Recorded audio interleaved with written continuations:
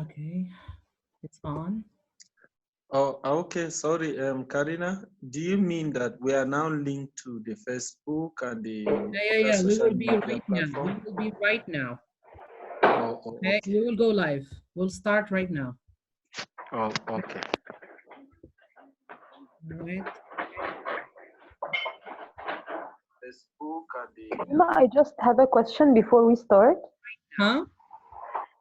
Do we have the possibility within the discussion to talk about the initiatives that we are working on, or Yes. we be restricted? Yes. Oh, okay. Yeah. Okay. Let me fix the voice. Okay. Have a question before we start. Yes. Huh? Do we have? I hear myself. Yeah. I hear my voice now. Okay. Just go ahead. Tell me.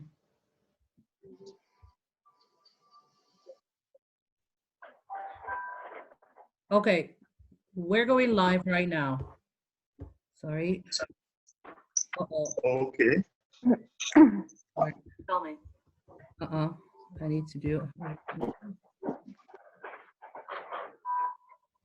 Okay. We're going live right now. We're live. We're going to be live right now. Sorry. Just a second.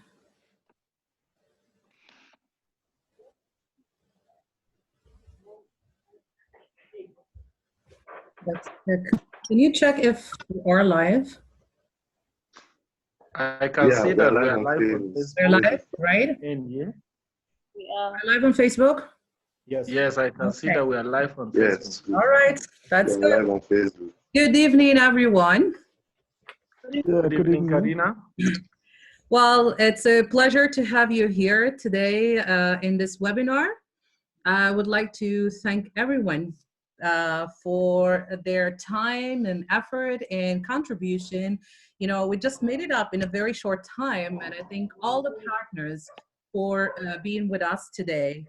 So as you know that we are living in an unprecedented time of COVID-19, and that pandemic presents the world with unprecedented challenges where young Africans at home and abroad demonstrate continued leadership and solidarity to support their fellow Africans as well as foreign nationals.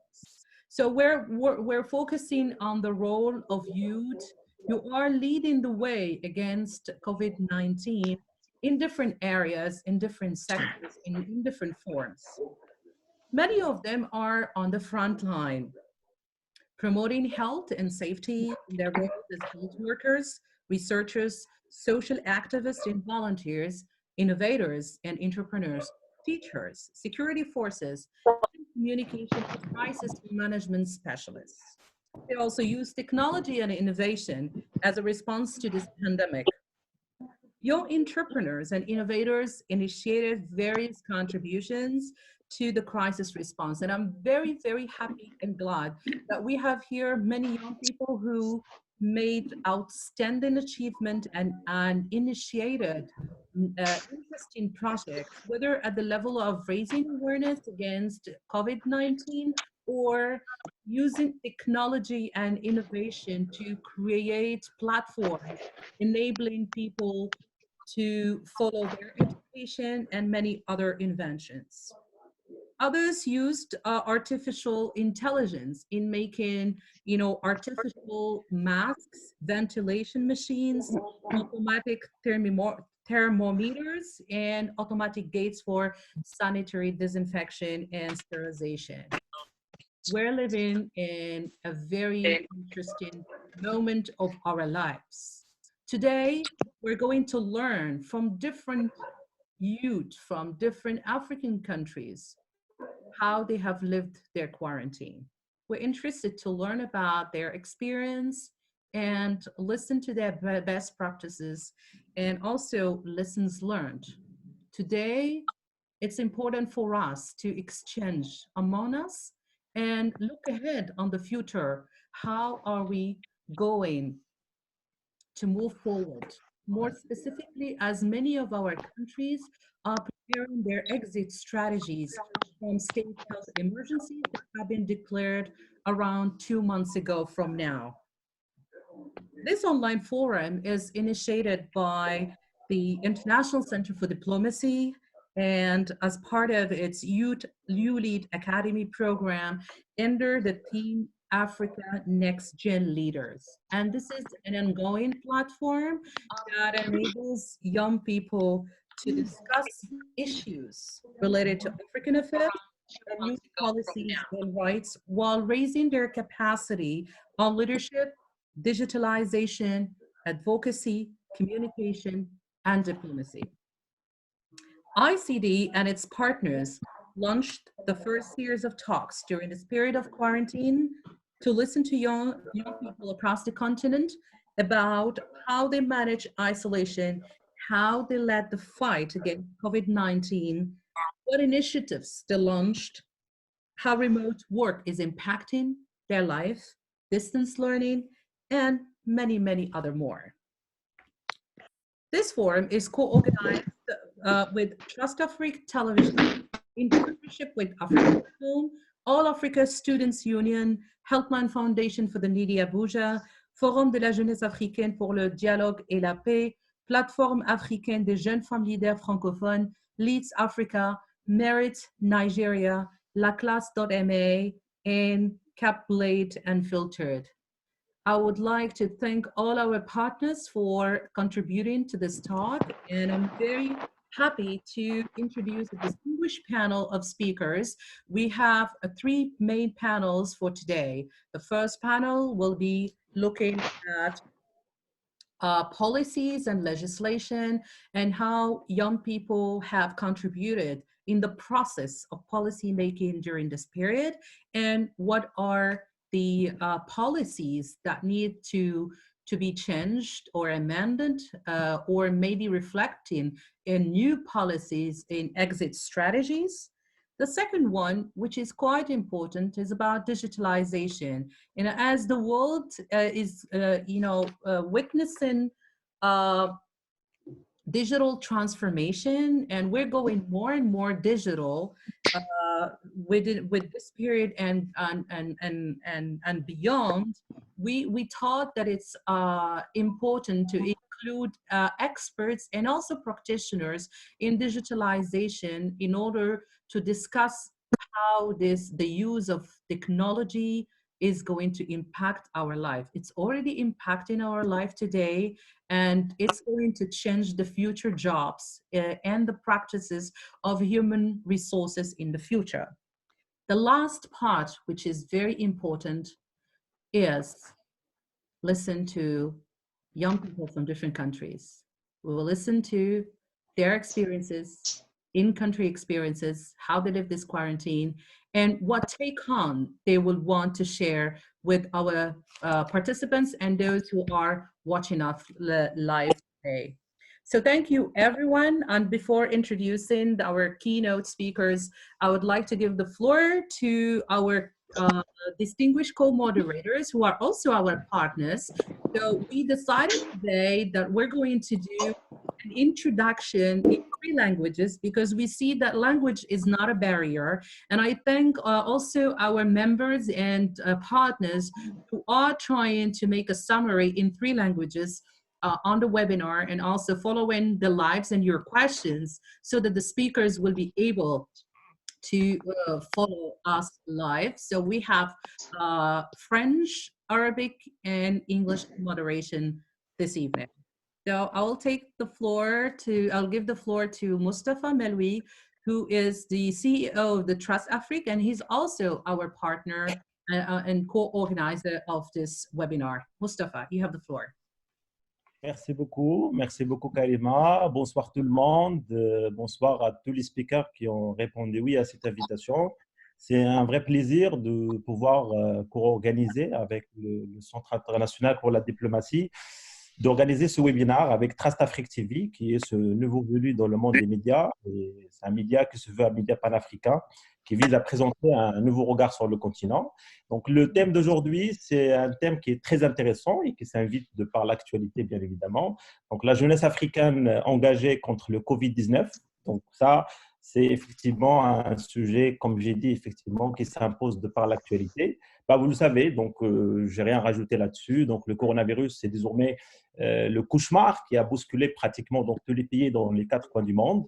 De taux de mortalité donc exceptionnel, des économies qui s'effondrent de jour après jour malheureusement, un climat social qui devient de plus en plus agité et inquiétant, et voilà une carte géopolitique un peu déséquilibrée et qui échappe pratiquement à toute lecture.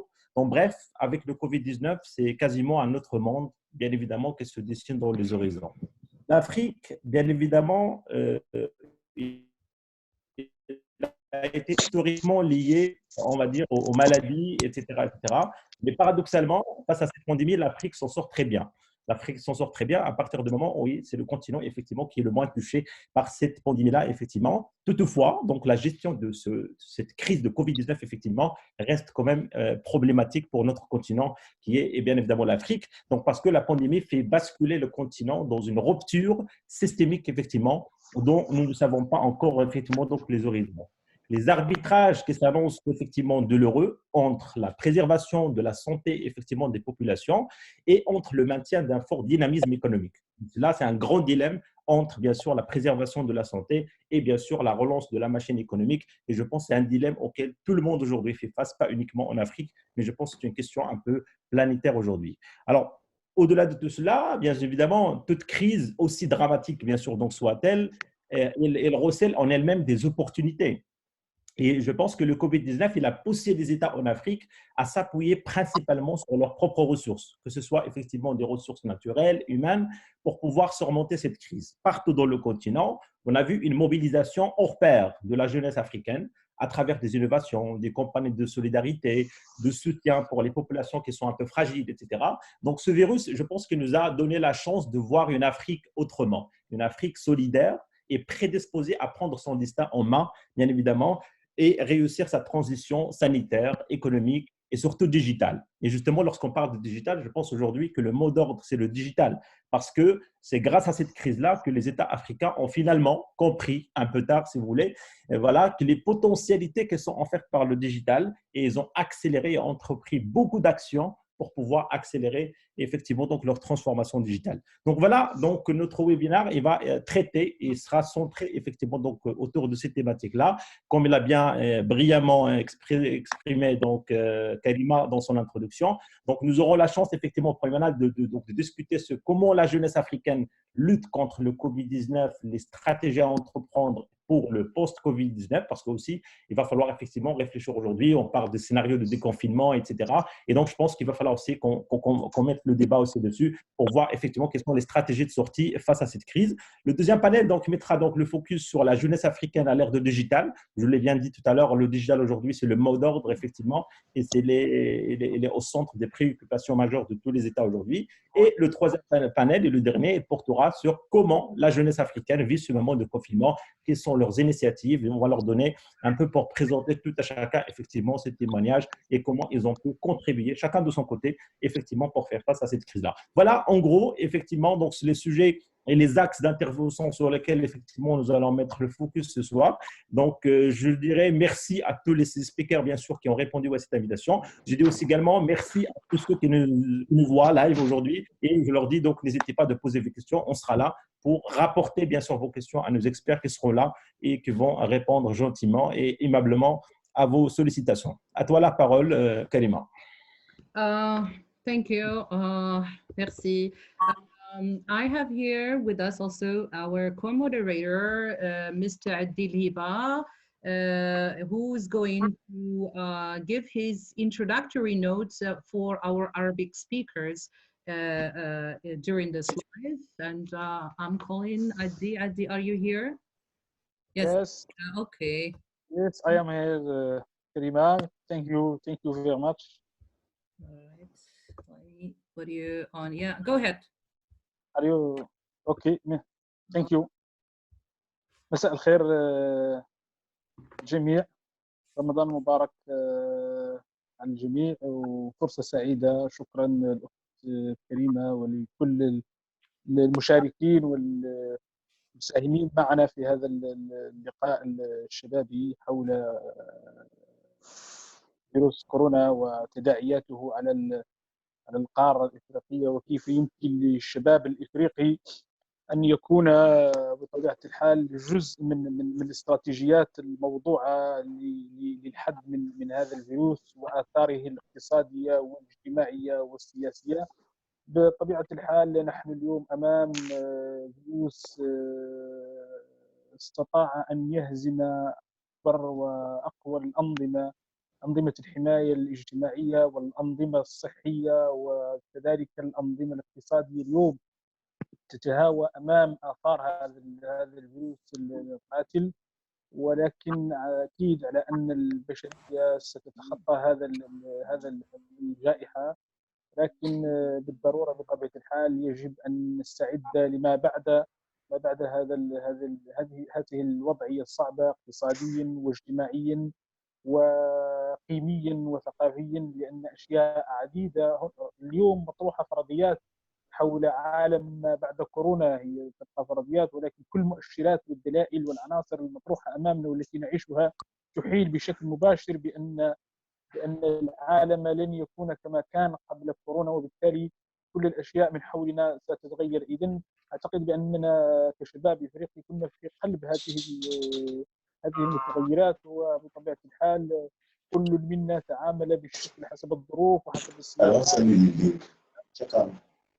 السياقات التي فيها.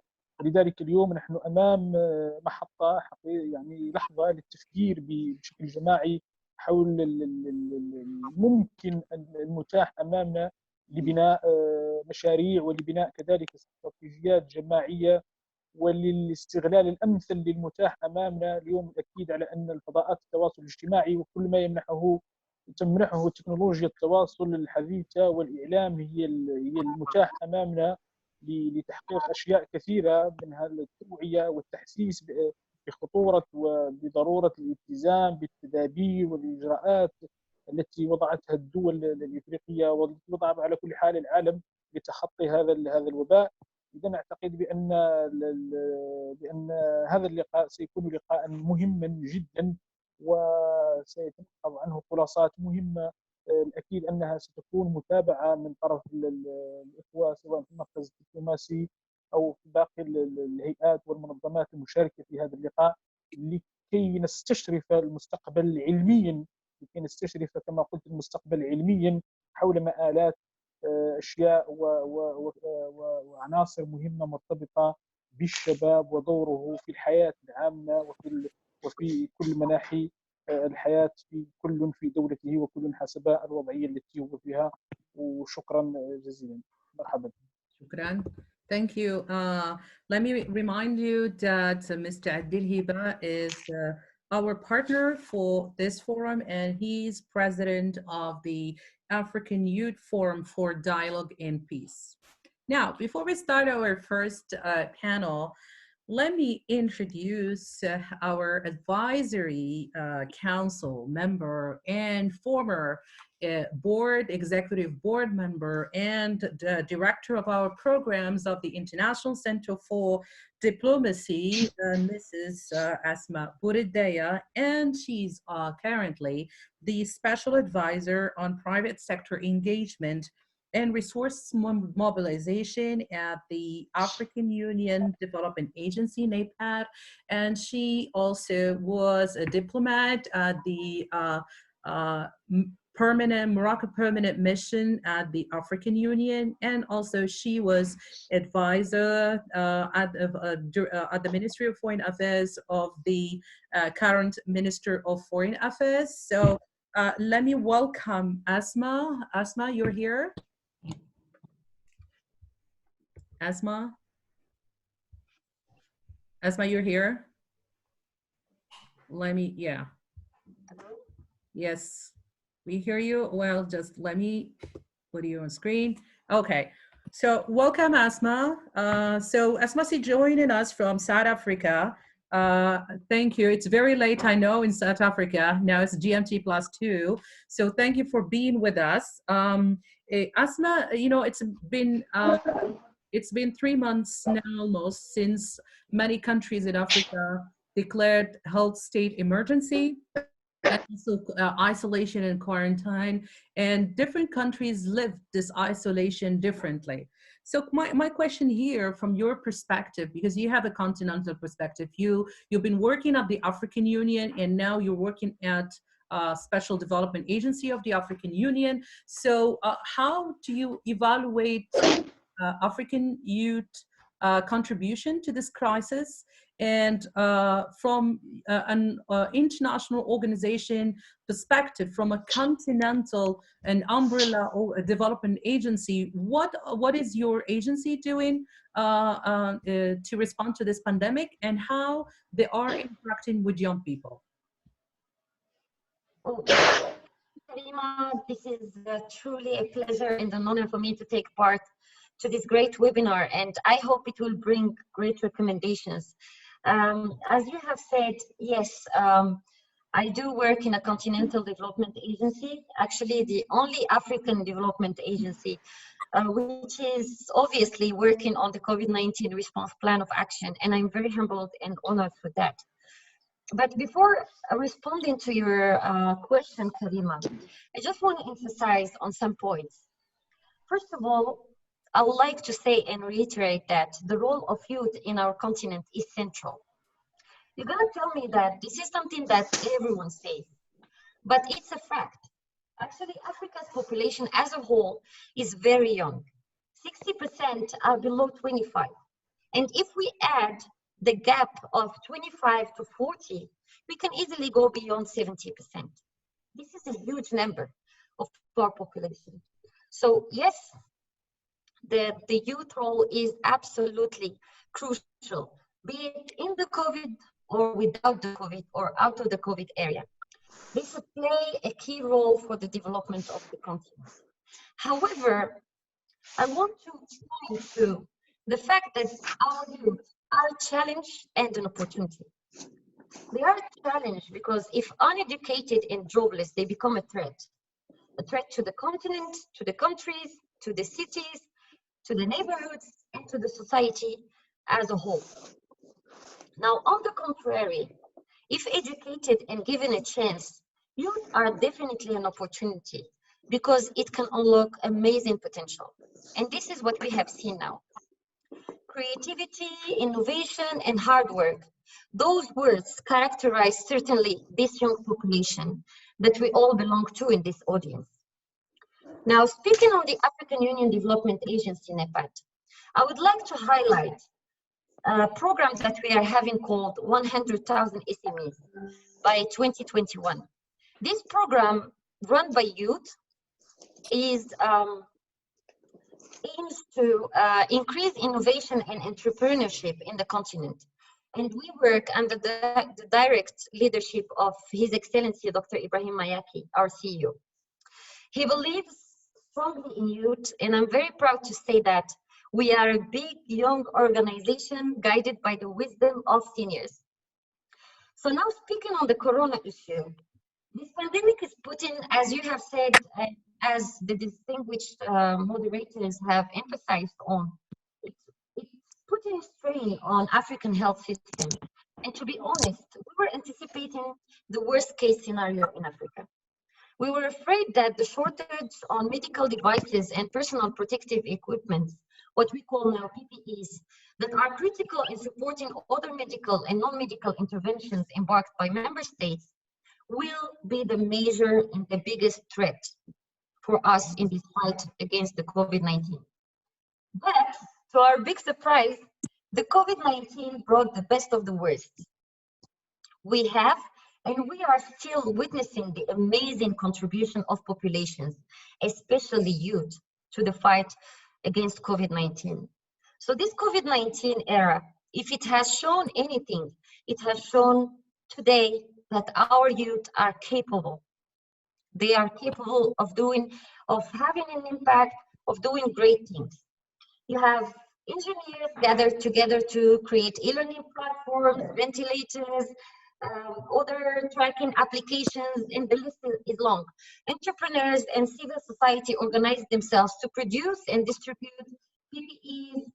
The social solidarity elevated, and this has given our national and continental citizenship and a whole new meaning. The citizenship post-COVID-19 and the look that we will take to the youth post-COVID-19 is not going to be the same. It shows that if given a chance and the space, and I emphasize on those two words, a chance and the space, the opportunity and the means, youth give their best towards the Africa we want. Sorry to interrupt you. I think you said something quite important here. Two words, yes. Challenge and opportunity. What opportunities do you think that are now offered for young people from post-COVID-19 now? Now we live this period of isolation. We had our challenges, and as you said, if we are educated and non-educated, it's a challenge, it's an opportunity. We saw, you know, how the different countries have lived differently this period of quarantine, dependent on the level of awareness of population and the dependent on the public will and the initiative of young people. Now let's focus on the future. What do you think COVID-19 brought to young people as an opportunity from a development perspective? Okay, thank you for the question. It is very adequate, I think, and accurate. For the post-COVID-19, what we are witnessing now is the ability and capability of youth to innovate, to create, to produce, and to contribute to the society. This is very important. And we have now emerging startup models that are gathering around social impacting. So this is the first opportunity, entrepreneurship from a social perspective. It's really interesting to see how these youth who created those initiatives that I've spoken about, for example, the e-learning platform that Karim is going to talk about, or the manufacturing units of PPEs, etc., are going to continue their activity for the post-COVID-19. I would like also to emphasize on the fact that this isolation made us connect more with ourselves. So you now are truly looking to create something, be creative, do something for the society. When you find yourself in your house and you are under lockdown, you get tired of watching movies, you get tired of crossing the net, you get tired of the social media, so you start creating. It is giving an opportunity to you today to take this time and work on themselves. Now, to take this question and put it in the framework of the AD and EPAD, our role today, and it is our mandate, is to be a technical interface for our stakeholders. We are a technical interface that advocates, that does resource mobilization and technical capacity. So this includes as well the private sector. It includes startups, SMEs that are constituted in majority by youth. So for the COVID-19 and for the youth, I am very proud and happy to say that I am personally working with a lot of African institutions today. And we are aiming to help them access to finance, access to market, and access to qualified human skills in order to sustain the development and sustain the opportunity for the post-COVID-19. Thank you, dear Asma. For this insight, I'll come back to you for those opportunities. You know, before I turn on the mic to my colleague Mustafa and introduce Han Ibtisam Al-Zawi, who is a member of the Moroccan Parliament, who is also our keynote speaker, and we are honored to have her here with us today. I would like to show you something. I'm going to launch it just right now. We put a poll where you can participate with us in this quick poll, and panelists also can vote on this poll. So basically, the question, we ask key questions. Do you think youth policies in Africa will know important changes after COVID-19? And, you know, any of our speakers can, you know, answer this question. So in the poll, it's yes, no, I don't know. Do you think youth in Africa, were empowered enough to contribute to the fight against COVID-19? Also, the third question, are African youth ready for the digital transformation in education, jobs, health, and other services? Do you think the tools in distance learning and education in general are effective? Do you think that the changes in future jobs will be mainly due to artificial intelligence? Do you think gender disparities will be broadened with COVID-19? Are you hopeful about the future of Africa after COVID-19? So I'm going to launch this poll so you can vote, you can click, you can vote. It's a quick poll. And then we're going to use this poll in the final report after we'll post this webinar. So here is it. It's launched. You can vote anytime of the webinar. So also I would like to thank our partners and our colleagues who are participating with us here. As you see, you know, they are translating here in the chat room, you know, the summary, they put in the summary for all our speakers. When someone is speaking in English, there is a translation in French.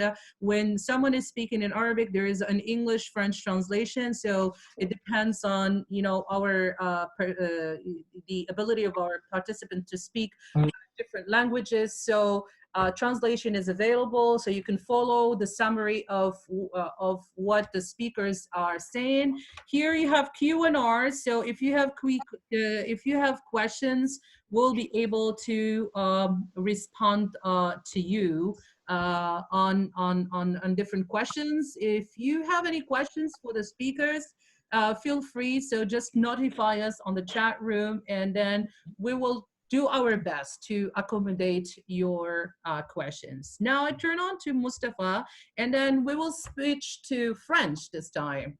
Mustafa, you have the floor. Merci beaucoup, Karima, pour ton introduction. Et voilà, donc j'ai le plaisir d'accueillir Han Ptissam Zawi, donc je rappelle effectivement, il est membre au Parlement marocain. Il également siège aussi au niveau de la Commission des Affaires étrangères depuis 2016. Également, Ptissam Zawi, c'est une jeune marocaine, politicienne, parlementaire. Effectivement, il est acteur associatif très actif, effectivement, au niveau de la société marocaine. Il est bien sûr lauréat des écoles prestigieuses, que ce soit au Maroc. Je rappelle en passant que Ptissam, il est lauréat de l'école supérieure en France, l'école centrale Paris, donc en France. Et aujourd'hui même, donc d'ailleurs, il prépare son doctorat sur la diplomatie marocaine en Afrique. Donc voilà, et là aussi, c'est ce souci de l'Afrique, effectivement, donc qui l'intéresse aussi. Et aujourd'hui, donc, il va partager avec nous, effectivement, comment est-ce que les jeunes contribuent sur le plan législatif peut-être, sur le plan social, effectivement, quelle est cette effervescence et cette dynamique marocaine, voilà, donc, et africaine de manière générale. Bon, je dis marocaine parce qu'elle est marocaine, mais également africaine, donc de manière générale. Donc, avant donc, de céder donc la parole à Ptissam, donc j'aimerais bien donc voilà donc lui poser une question, deux questions donc directes effectivement. Ptissam, merci déjà d'avoir accepté notre invitation. À votre avis, quel bilan, s'il y a un bilan à faire en tout cas donc aujourd'hui, quel bilan faites-vous des actions entreprises par les jeunes et la jeunesse africaine effectivement sur le plan législatif, sur le plan social, sur le plan solidarité, etc., pour la gestion donc, de la crise donc, de Covid-19 et comment, à votre avis, de par votre positionnement, vos différentes casquettes que vous gérez, effectivement, à votre avis, quelle sera la stratégie la plus éduine, la plus adéquate pour effectivement un scénario de sortie de crise? À vous la parole, Ptissam. Merci Mustapha, bonsoir à tous. Je remercie les organisateurs de m'avoir invité à prendre part à ce forum. Si vous ne voyez pas d'inconvénient, je préfère interagir en langue anglaise, s'il n'y a pas de problème, Mustapha. So, thank you for inviting me to take part to this important forum. The COVID-19 pandemic presents huge and new challenges for politicians, for young people, for political parties, and for the parliament, which is an important constitutional institution. As young politicians, we are mobilized on several fronts. As MPs, the first level that we are working on concerns legislation. The COVID crisis has a significant social and economic impact. We worked in very short time to put in place laws providing urgent answers to the problems of certain sectors, and we are continuing. Young people are very impacted by the crisis. Current indicators point the loss of a large number of jobs. So as young politicians, we must innovate and propose new modern legislative frameworks which can offer opportunities, especially to young people. We are also working on monitoring and evaluating public policies. I frequently ask questions, oral questions or written questions to ministers on specific subjects. Most of them are directly or affect directly the youth. There is another aspect of parliamentary work. It's the parliamentary diplomacy. And in this period of crisis, we do a lot of virtual meetings with other political or parliamentary bodies, etc. In this exceptional period, we must work in an exceptional manner and provide exceptional responses and measures. I can say that young people in the continent have made great efforts, especially to raise awareness and to participate to improve the citizens' engagement during the COVID, and to start thinking post-crisis. But we should work more to participate in building trust in the future and in our ability as young African leaders and actors to overcome the crisis and have good use of its opportunity. We are still at the beginning of this crisis, but let us remain mobilized and vigilant.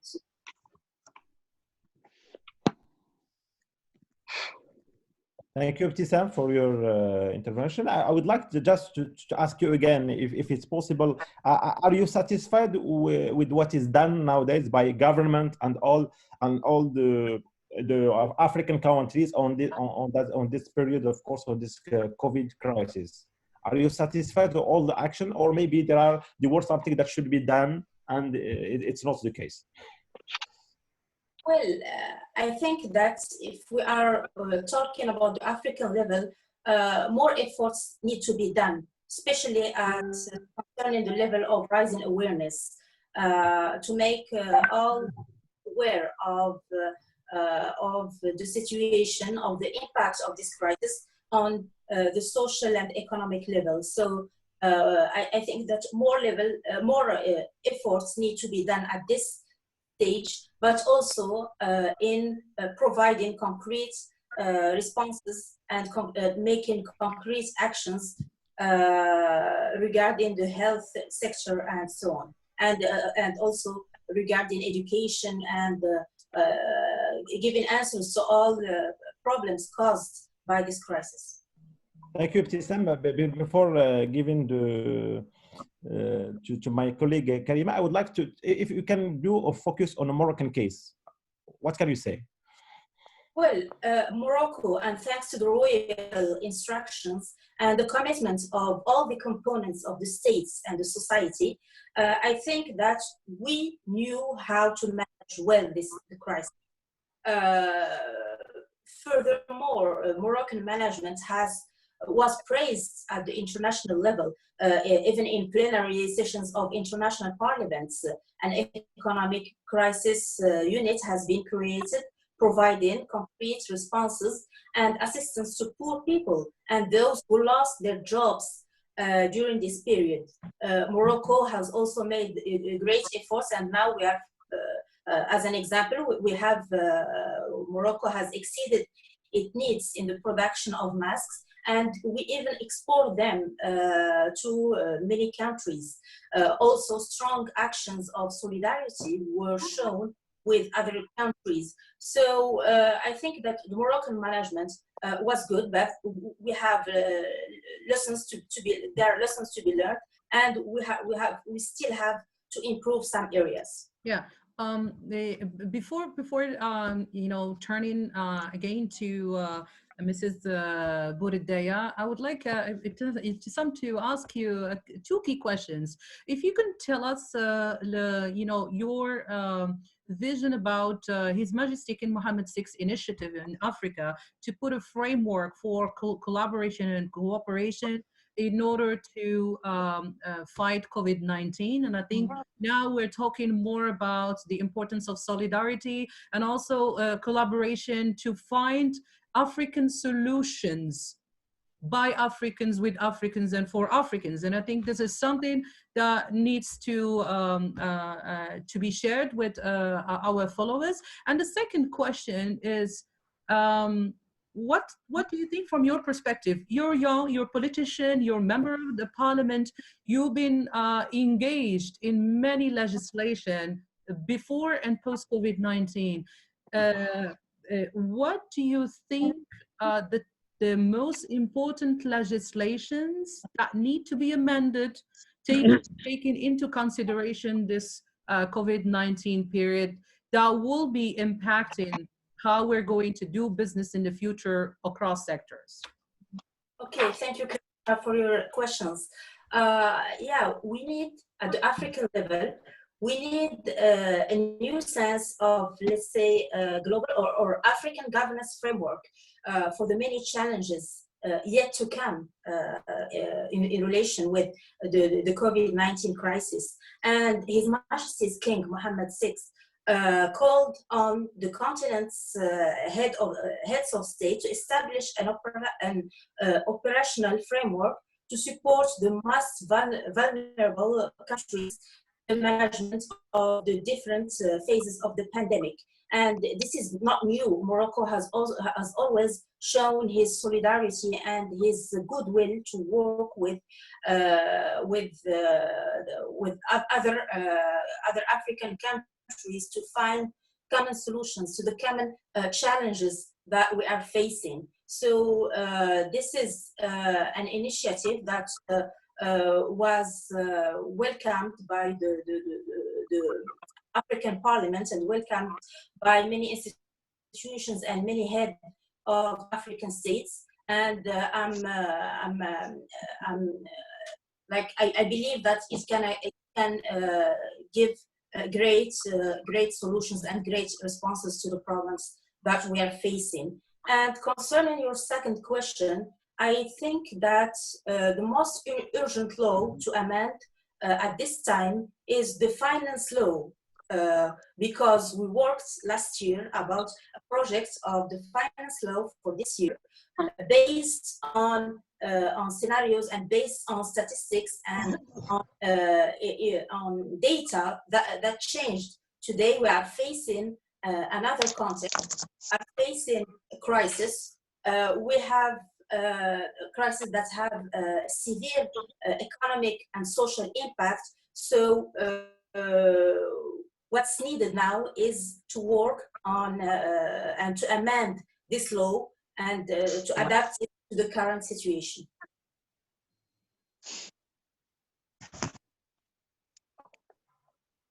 I don't hear you, Karima. Karima, yeah.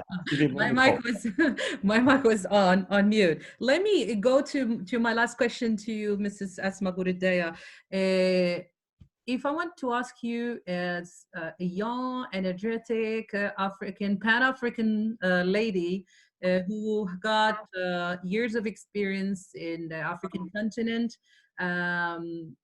you know, it came to my mind the African Union Agenda 2063. And since you're working with an African Union development agency, my question, actually two questions. The first one is, do you think now Agenda 2063 is still valid, or do we need to adapt some of the areas that should be adapted now to COVID-19 situation? And more specifically, if we think as development practitioners to start thinking of new models of development post-COVID-19? That's my first question. My second question, what take on a recommendation as a young diplomat, development practitioner in Africa you could tell to African youth, more specifically on what type of initiatives they should lead in the future? Oh, That's my thank you, Karima.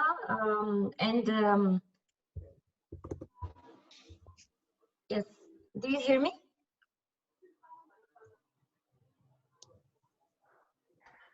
Yes, we hear you. Go ahead. Go ahead. Okay, thank you. Actually, thank you so much for the question.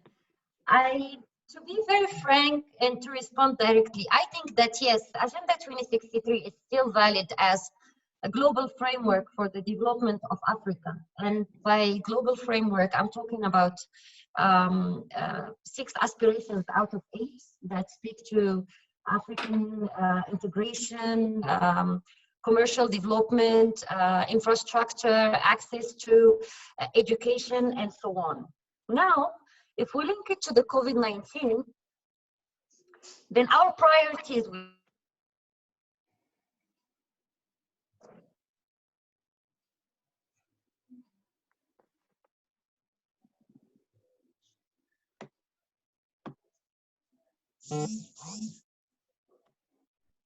or I think my internet was did I lose you? Yeah. Let me try to see where you are. I cannot see you. Let me go back to you. Are you with us? Are you here, Esma? Yes, can you hear me? I'm here. Yeah, I can hear you. Okay, let me put you on. All right, yeah, go ahead. Let me. So where did I lose you exactly? You were talking about the Agenda 63, that is still valid, yeah? Yes, I was saying that Agenda 2063 is absolutely still valid as a continental framework for development. And when I talk about still valid, I speak to 6 aspirations out of 8 that speak directly to the development, to the economic and social development of Africa. Mm-hmm. Now, out of those aspirations, I think that we need to relook our priorities, recalculate our priorities, and adapt them to the post-COVID-19 areas. For example, today, moving to Africa 2.0 or digital Africa is a must. So we need to build the infrastructure for it. We need to empower people to get access to internet and so on. Yeah. So yes, Agenda 2063 is valid, but I think personally that our leaders, by their wisdom, will relook their priorities inside the agenda that aims to see a prosperous, integrated Africa by 2063. Sorry. Okay. So back to your last question. Actually, as a young African woman myself, I'm very humbled and proud to see these initiatives every day. And I consider myself very lucky to work with these young people across the continent and from all the regions. And trust me, some are really innovative and they can't make us proud enough to say, I know.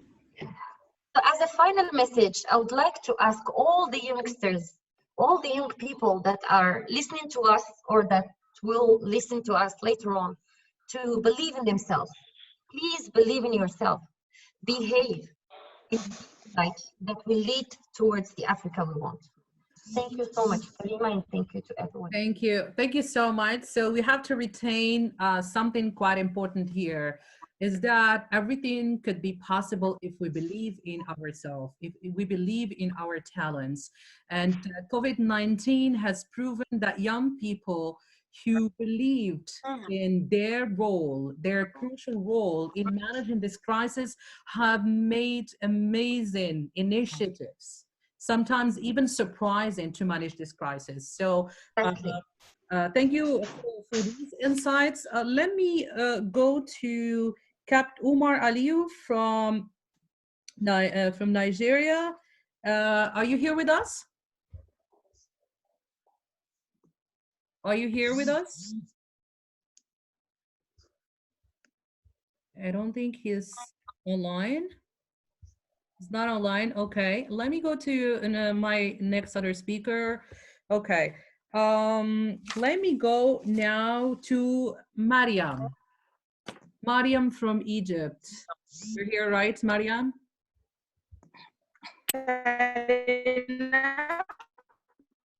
Yeah, Mariam, can you activate your camera? Let me put you on. Do you see me now? Yes. All right, yeah. Mariam is from Egypt, and she's monitoring an evaluation of Watan project, and she has a lot of great initiatives for young people, for women, and for you know, she's working on issues on gender diversity and people with disabilities. We are so proud and, you know, happy to have you here to participate with us. So you are leading the way against the pandemic through your organization. How do you think the pandemic has impacted gender diversity and social inclusion? And more specifically, if you can, you know, elaborate a little bit more specifically on youth with disabilities. Do you think young people in general, I mean, youth with in vulnerable groups and young people with disabilities were included in the process? Go ahead. Yes, thank you so much for your question. And before I start, I want just to thank you so much for your invitation to participate here with you in this panel and this online forum. And I'm very glad to be here with you. Concerning your question, yes, there is an impact of COVID-19 on gender diversity and social inclusion. Actually, COVID-19 crisis impacted many things, such as the finding of jobs, such as the increase of violence within families based on gender. Maybe the social distancing put some pressure on the mental health of people, and many other effects. Actually, we are in Watan project. We are trying to work on many initiatives in order to help people to respond to this pandemic and to deal with this crisis. And we have many aspects in our initiative. The first one is going with helping some youth to have training if is extended to houses to be able to help in helping people that was injured or affected by the pandemic. The other aspect that we are working on is the awareness campaigns. We are trying to make some messages using Facebook and social media to make awareness for people. And to make also awareness for cleaning workers and for other vulnerable groups, people with disabilities. We also launched an app on iPhone and Android, which is called Anti-Corona Map, which is including many things such as some doctors who are able to give advices to patients without getting to clinics, and a map of all hospitals that are dealing with coronavirus patients. And actually, we are also worked about a sort of hotline, not hotline in its meaning, but it's a sort of hotline with video calls for people who have disability of the deaf people who have problem with hearing.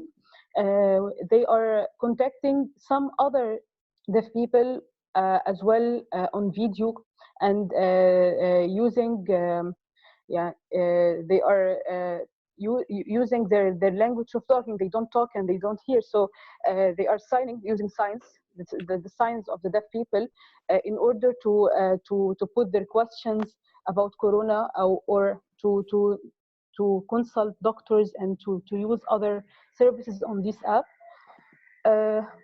Also, we are making some online sessions to train youth about many other topics during quarantine in order to help them to benefit from their times. We did online sessions about sustainability, about mental health, about volunteerism and other topics.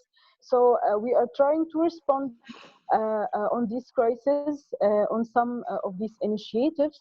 But actually, when it comes to the impact, there is a very important impact on people with disabilities concerning jobs. Actually, many of people with disabilities, as well as all youth in all African continent, many of them lost their jobs and lost their salaries, and they are now threatened by a financial crisis. This is because of the crisis that we are facing now. But the problem with people with disabilities is that it is very hard and very difficult to find other places, because sometimes people with disabilities face problems of discrimination from the employers, and they don't find support, and it is hard that someone can accept that those people can participate or can work in a particular job, as well as the problems of social distancing. Actually, this problem caused that people with disabilities are not like speaking to anyone and not getting out of their houses, as well as many youth in Africa. So it has affected our mental health all, as well as concerning gender. Sometimes people face like a sort of violence within families based on gender basis. This is because also the increase of staying home and the increase of interactions. So I think actually the main important thing that could be done, even post COVID-19, or the problem actually that we have before COVID-19 and after COVID-19 will be also having the same problem, is the problem of culture. We need to change the culture of society in order to help out the people that left their jobs and that are suffering from problems, in order to change their life and in order to get benefit from society. Culture of dealing with people with disabilities should be changed, and those people should be treated equally in society. Actually, the main problem is that always most of employers and most of entities, they are dealing with people with disabilities as beneficiaries, only beneficiaries, who are not able even to contribute to anything in society. And this vision should be changing. Yes, actually, Mariam, let me interrupt you. I had a question on that, because when you said about social distancing, I think this is something that is going to be part of our future life. Social distancing. We're not using Africa to social distancing, and it led me think about what type of measures that need to be done for people with disabilities related to accessibility. So social distancing and accessibility. And my second question, of course, you will be with us. We're going to have our next on digitalization, but I think since we're talking now about people with disability, and the world is going digital, there will be the use of different platforms online. Do you think that we are ready enough? Do we have specific tailored tools using artificial intelligence and other mechanism to enable people with disabilities to use these platforms in the future? Yes, thank you for your questions. First of all, the measures that could be taken could be representing in, for example, there are some of the programs that are the speakers that are used to say the things on the screens on computers for blind people, for example, on laptops or Android, the screen readers.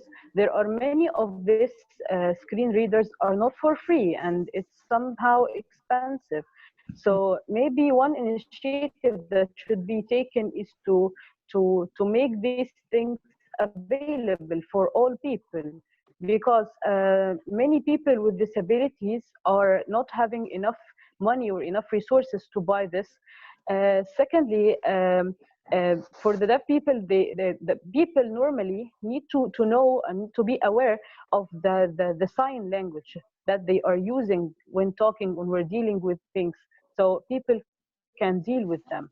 Actually, most of people with disabilities know more about technology and they can use it, and they don't have difficulties or problems when getting into their laptops or using internet. But actually, sometimes society itself should be aware that those people are able to use this technology. Actually, technology could be used as a source of employment, not just as a source of fun, or not just to be enabled to use it or to be online or to remove the barriers of social distancing. But no, they can use it as well as for removing the barriers of social distancing and work. They can work as freelancers, maybe for translation and for many things online. And they need to be helped by societies and by organizations to help them to do some brandings from themselves and to be widespread in society, and also to raise awareness in society to help those people in order to be engaged. Also, it's the same problem that sometimes society feel that those people, they are not productive, and this culture should be changed and removed from our mindset of societies, because those people are very productive. I will get back to you as we go on to this debate, and I noted something quite important from what you said about freelancing. I think it's going to be a subject of one of our webinars, because they're just this 2 past days, there's an interesting report about freelancing during COVID-19, and probably maybe that's going to be a new trend, work from home and freelancing in the future. So we're going to examine, as we're exploring, this switch in job categories in the future because of digitalization and artificial intelligence. So I'll get back to you. Now I turn to Mustafa Marwi to turn to our other speaker, who is Mr. Yahya Talib Ibrahim, or he's the president of the High Council of Youth of Mauritania. Mustafa, you have the floor.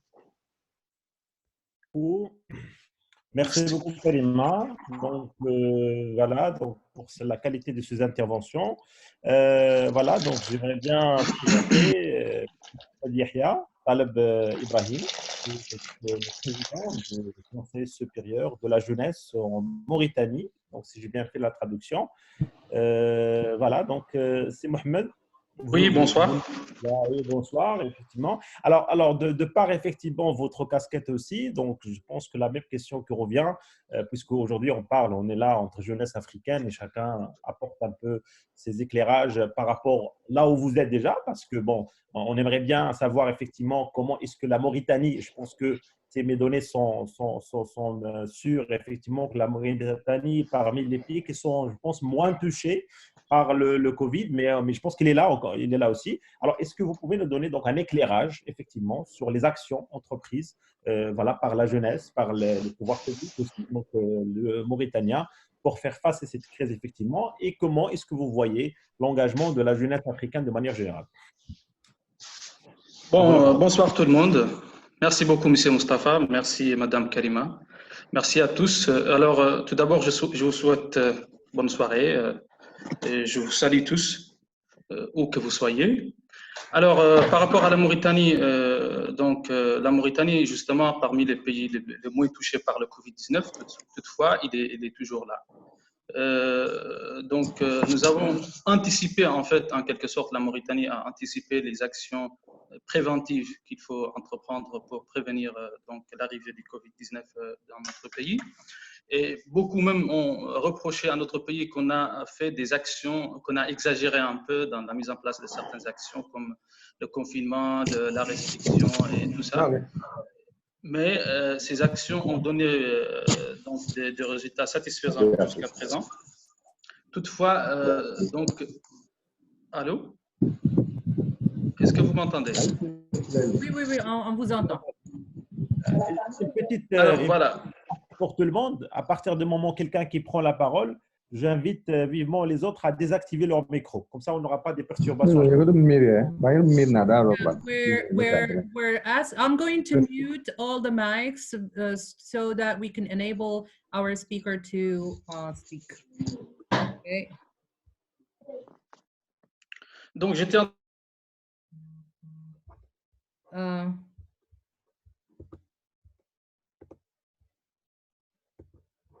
Karima, peut-être qu'il y a des celui de M. Mohamed aussi? No, he's on. Okay, he's... Maintenant, est-ce que vous m'entendez maintenant? Oui. Non.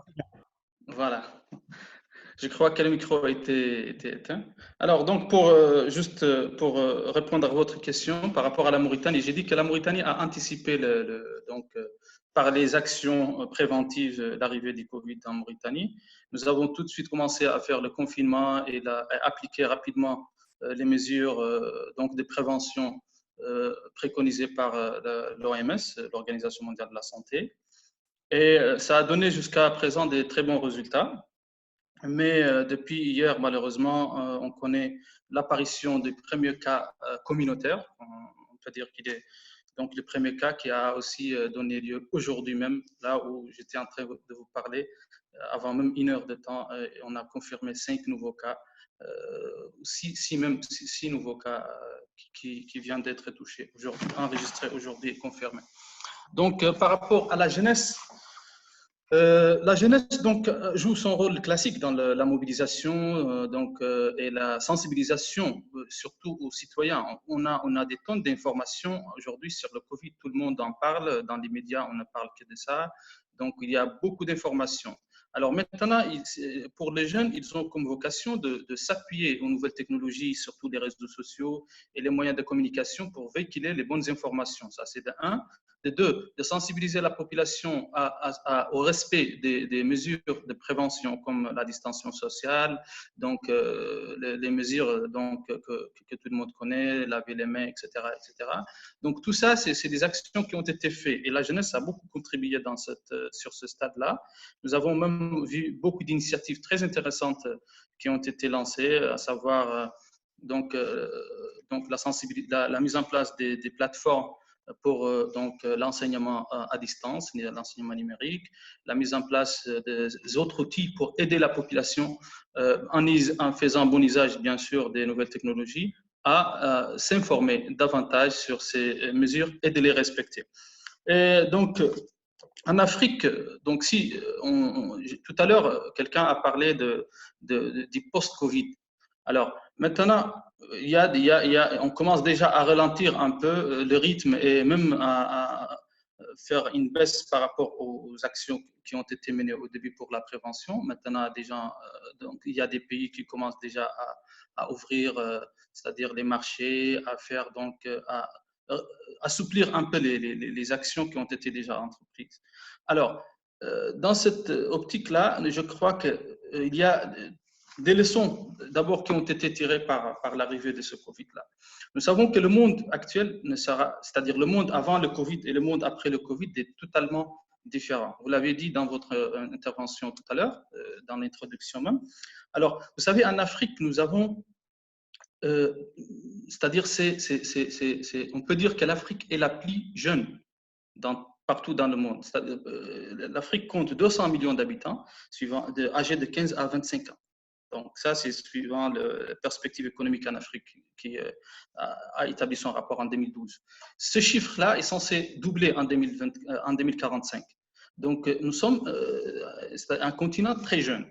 Ça veut dire que la jeunesse doit vraiment être la cible et l'acteur en même temps de toute action, bien sûr, pour le développement de l'Afrique. Donc, en parlant du développement, on sait très bien que l'économie de l'Afrique a été touchée, malheureusement, négativement en quelque sorte, par le Covid. Mais on a tiré quand même des leçons. On a compris qu'il faut s'appuyer, comme vous l'avez dit tout à l'heure, sur les technologies, sur le digital, davantage pour mieux améliorer c'est-à-dire les stratégies de développement et pour en faire bon usage justement pour aussi améliorer l'innovation et cette culture et véhiculer cette culture d'innovation chez les jeunes porteurs de projets, les jeunes qui veulent donc entreprendre dans ce domaine d'éthique en particulier. Il y a des autres domaines bien sûr qui sont beaucoup plus intéressants. Et nous avons aussi compris que chaque pays maintenant doit faire des efforts pour assurer une autosuffisance alimentaire, pour s'appuyer sur ses propres ressources pour qu'il ait un développement local beaucoup plus consistant et qui peut persister à des circonstances telles où on se trouve aujourd'hui. Alors, nous avons également donc beaucoup de secteurs malheureusement qui étaient obligés, du secteur des services et tout ça, ils étaient à l'arrêt, donc ça influe beaucoup sur l'économie. Alors maintenant, je crois que comme perspective, il faut qu'un accent doit être mis sur l'entrepreneuriat, sur l'entrepreneuriat des jeunes, et on doit redéfinir nos objectifs, redéfinir notre vision. Donc, par exemple, si je veux citer par exemple l'agenda 2063, on doit le redéfinir encore une fois. Je crois que les objectifs qui ont été établis dans cet agenda, oui, c'est toujours valable pour aujourd'hui, mais il faut qu'on les redéfinisse encore avec des nouveaux paramètres qui vont permettre un vrai développement pour notre continent, où les jeunes sont les acteurs principaux. On doit aussi voir donc notre façon de travailler, c'est-à-dire les États, les décideurs doivent revoir un peu leur politique qui concerne, c'est-à-dire comment diminuer le chômage, etc. Parce que je crois que le taux de croissance économique, malheureusement, dans beaucoup de pays, va avoir vraiment une chute considérable dans les années, cette année même et les années à venir. Nous-mêmes, on enregistre un taux de croissance c'est-à-dire moins de 2 points. C'est-à-dire on enregistre moins 2 par rapport à, notre excusez-moi, est-ce que vous me voyez toujours? Je crois que j'ai touché quelque chose. Continuez, c'est Mohamed, c'est juste un petit paramétrage de l'écran, mais vous pouvez continuer. D'accord.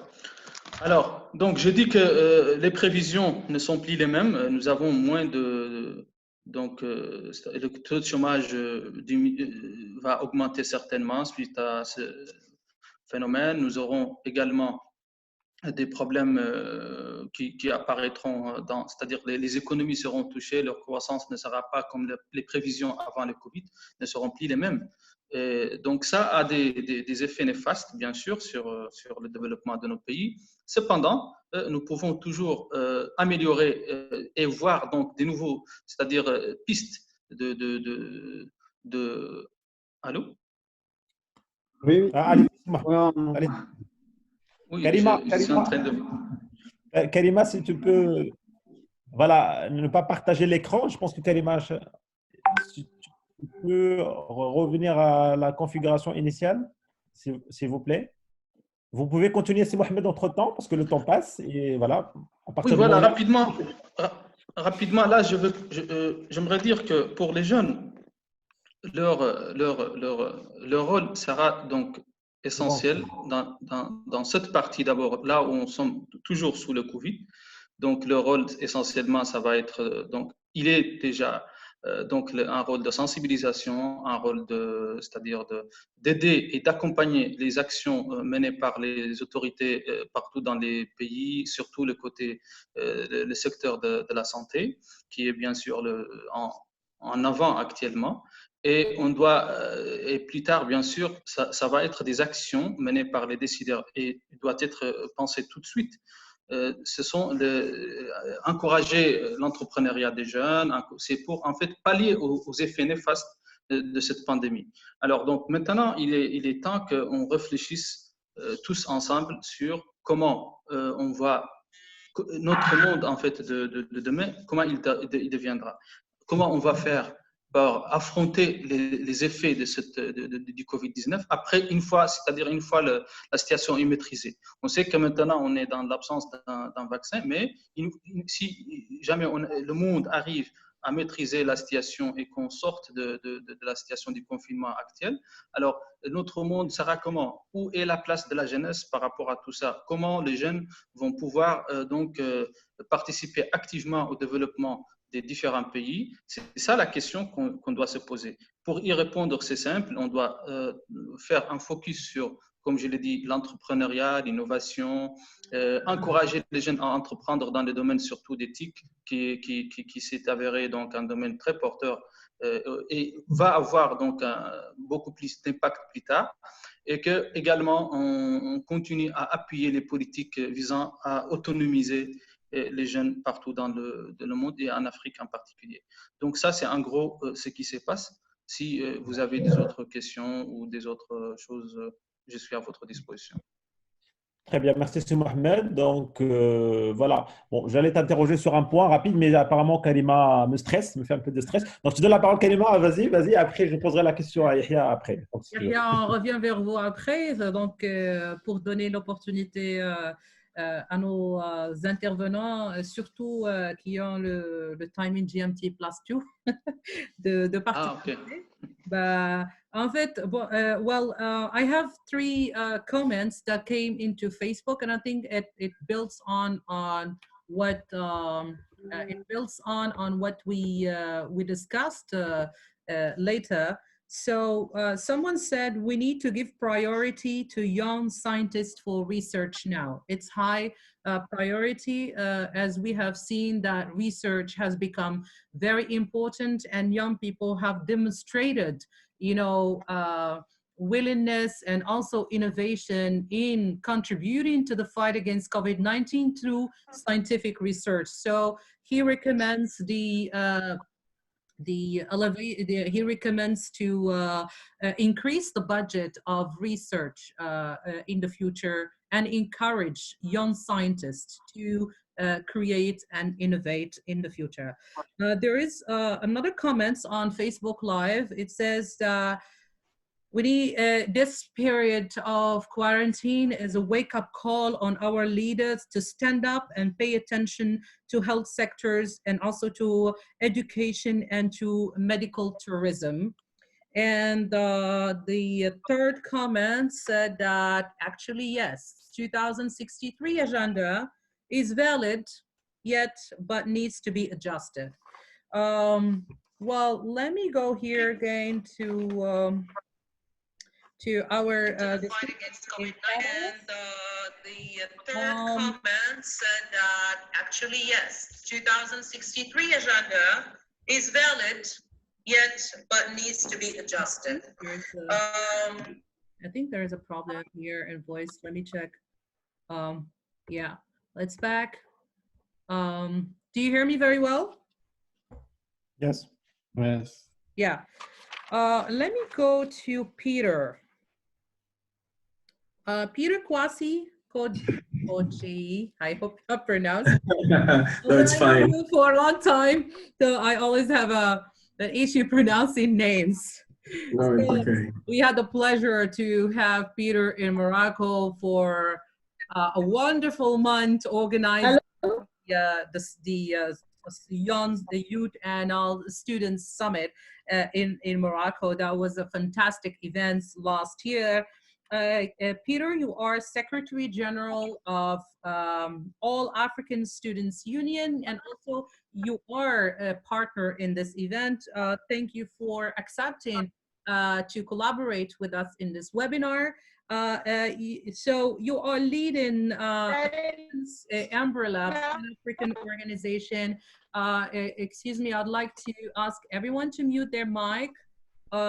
So you're leading Students Umbrella Pan-African organization.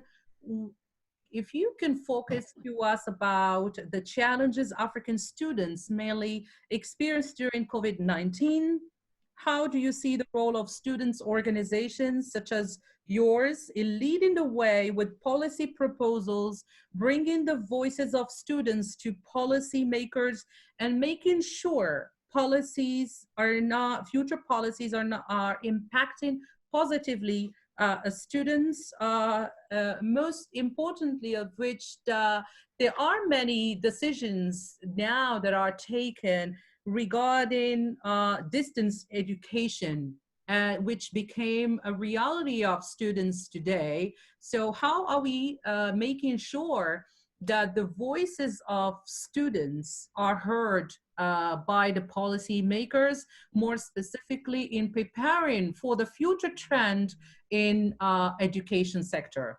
You have the floor, Peter.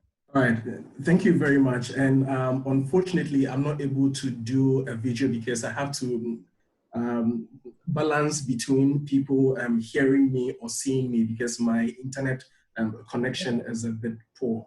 Go ahead. Basically, unfortunately, I'll not be able to cite a number of figures. As we know, the COVID-19 figures keep changing rapidly, and so it's very difficult to hold on to a particular number. But we know that something around 200 million children and students are currently out of school in sub-Saharan Africa due to school closures. In response to the COVID-19, our members in universities and technical and vocational institutions have volunteered in so many ways to complement the efforts of various governments. Some of them have distributed food to those who cannot afford. Some have tended to the sick. Some are producing PPEs. Some are producing sanitizers at their universities. And still others through us have lobbied their governments and private sector, especially the telecommunications companies, to make internet data available at a reduced cost to students to enable them to continue their education. All this we have done, but we recognize that there's a huge deficit. One thing also that we have seen is that during the COVID-19, we kept saying something like stay at home, you are safe at home, but we realized that stay at home means different things to different people. We realized that stark reality that we're all not impacted by the COVID-19 pandemic in the same way. If you consider that our colleagues in Kenya, in Uganda, in Burundi, Ethiopia, Togo, Eritrea, etc., have all reported worsening conditions for refugees and children living in slum communities. I'm going to give you some clear examples of what is happening across the continent. And we know this because usually we have conversations among ourselves with our members to be able to know what exactly is happening country by country. First of all, we realize that marginalized children who receive their only source of daily meal at school through school feeding programs can no longer get that one single meal. And the question you would ask is, how are these kids feeding? Secondly, also, we realize that children who live in slums have no option to isolate, even if they wanted to. And the question you would ask is, if the pandemic broke in these slums, what would happen to these children? And then also, we know that schools, as it is, also offer protective spaces for children who live with abusive parents. The question you would ask is, now that schools have been closed, what options do these children have? Who would be standing up for them? And then even worse is the fact that most children, especially girls, would never return to the classroom even when the pandemic is over. And this is quite frightening. Why? Because most companies have laid off workers. And if these caregivers are affected, this will potentially harm the chances of children making it back to school. The situation of young girls is particularly alarming, given the tendency to marry them off to make money for families. To STEM, now the question is, as young people, as students, what are we doing? And so together with the European Students' Union, together with the Commonwealth Students' Union, acting in concert with the 100 million campaign, we've come together to use our convening power to campaign for the 1 in 5 who live on less than $2 a day. And so starting from today until the UN General Assembly in September, we are standing with young people through the 100 million campaign to demand justice for every child. Specifically, we're asking leaders and governments to commit 20% of government funds that has been allocated to the coronavirus recovery to support the needs of the 20% most marginalized and excluded children. Again, we're asking that the companies and businesses that are benefiting from stimulus packages should make sure that the fair share of these goes to support the families by paying their taxes and respecting human rights in their business. Peter, let me interrupt you, and now we'll go back to you. Just retain this question because we're running out of time. We'll start our other panel, and we will go back again to talk about education. You know, all Africa Students Conference, they are doing. Actually, they are doing a great job in also launching a series of talks and webinars on different subjects, engaging young African students in the fight against COVID-19 talk.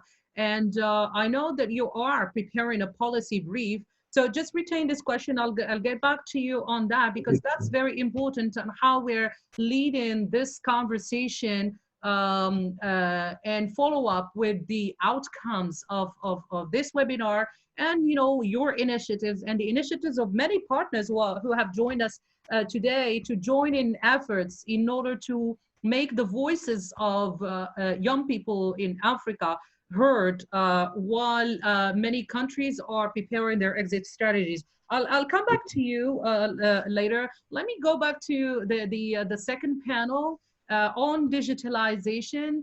And as we say earlier, that digitalization has become a part of our life. Of course, it is not new. The digital transformation has started a long time ago. We've been talking about automatization, digitalization, artificial intelligence, and there are a lot of projections in the future and alarming statistics that in the coming 10 years, you know, there are many people around the world who will be losing their jobs because of automatization and artificial intelligence. And there are millions of people who will need to switch job categories because of artificial intelligence, because the future trends is focusing on knowledge workers, you know, and now we've been seeing with COVID-19 that remote work and distance education and the use of online platforms has become a part of our life. Of course, it needs a digital culture that is still, you know, let's say on the making. You know, we are in a crisis, and it has been very difficult for many who are not used to use this digital platform. As you see here, also in this, you know, in this webinar, sometimes we face many technical and connection issues, let alone people who do not have access to connectivity, to internet, and even to the platforms, as we discussed in some of the discussions and also in some of the comments. So the core question here is, are we really ready as Africans for this digital transformation in the future? Are we prepared for that? Do we have the necessary infrastructure? Do we have the technology? And do we have the digital mindset in order to, you know, embrace this new lifestyle that we're going to have in the near coming future in the exit strategies. So let me introduce our keynote speaker. I think Dr. Sami, Nizar Sami is here with us. Let me put him, yes. All right. He has a nice screen. Okay, Dr. Sami is from Egypt, and he has a very, very interesting resume that I wanted to share with you today. So Dr. Nizar Sami is from Egypt. He has a wide range of experience in management and technology, and being as innovation, strategic management, project management, and digital transformation consultant. Dr. Nizar is the chairperson of ISO 56000 Technical Committee, Egyptian Organization for Standards in Quality. He's also a board member of the a board member of the International Association of Management and Technology in the United States, and a board member of the Arab Council for Social Responsibility in leading innovation and entrepreneurship activities on the council. Very, very interesting resume. Thank you for accepting to be here and share your inputs with young people across the continent. Dr. Nizar also, he has 20 years of experience plus in managing multi-million projects nationwide in sectors such as government, banking, ICT, education, and healthcare. He is assigned by World Intellectual Property Organization, WIPO, as the national expert and coordinator for the intellectual property policies. And I think this is something quite important, because we want you also to tackle another aspect in this debate about data protection. Thank you so much for being here with us in this webinar. So let me start by asking you a general question. What do you think digitalization and artificial intelligence is impacting the future jobs, more specifically in post-corona virus? In addition to millions of Africans who lost their jobs due to the outbreak, we said that millions of jobs are expected to disappear in the coming years, and many will have to switch job categories. What do you think the impact on young people? What are the new trends that are emerging now that young people need to take into consideration? And what do you think the measures need to be done by policymakers in order to prepare this generation for the new challenges ahead post-COVID-19? You have the floor. Okay, thank you, Karima. Thank you, Mustafa, and all the team. Good evening, good afternoon, because we some other countries we already we passed the 12 a.m. I'm really delighted to be with you today, and thanks, Karima, for addressing all these actually remarkable questions and thoughts how we can move forward with it. Let me do a pause and then go back 2 years from now, backward to 2018, where the World Economic Forum issued a report that said that by the year 2022, there will be a new 133 million jobs introduced in the market, and the disappear of 75 million, another 75 million jobs will disappear from the market by the year 2022. When I read this report, I was really astonished. What's going to make this happening? What are the triggers? How this will take place in the market that shows to be very stable. Everything is fine. People are talking about digital transformation, using technology, and all this stuff, which is the norm of the things. And eventually, the AXA, which is one of the big insurance companies, they issued a global risk report back to November 2019, and they mentioned the global trends and the global crisis. They mentioned 10 of them, and one of them were pandemics and diseases. It was number 8, not number 1. They had climate change, security, and all these things, but they mentioned already pandemics. And if we put those two reports together, in a sense, we will see something different of the whole landscape. We will see there's a great opportunity right now for everybody to see the future. The future is what we are building now. So we have, like Stephen Covey mentioned, that you have to shock the future before we receive a future shock. So if you put this all together, all people all around the world, they are talking about the social distance. Right now, it's time to talk about what we call the digital proximity, the digital connectivity, the digital coupling, So how we can use all the distinguished speakers, they talked about very nice topics and extremely very vital and to the point. So how we can make the use of technology. Technology is enabler at the end of the day, okay? It's a purpose, it's a tool, okay? It's a tool that it's not a purpose, it's the tool we can use to reach our goals. So what shall we do right now in order to ensure that we are in the same wavelength? Technology is everywhere.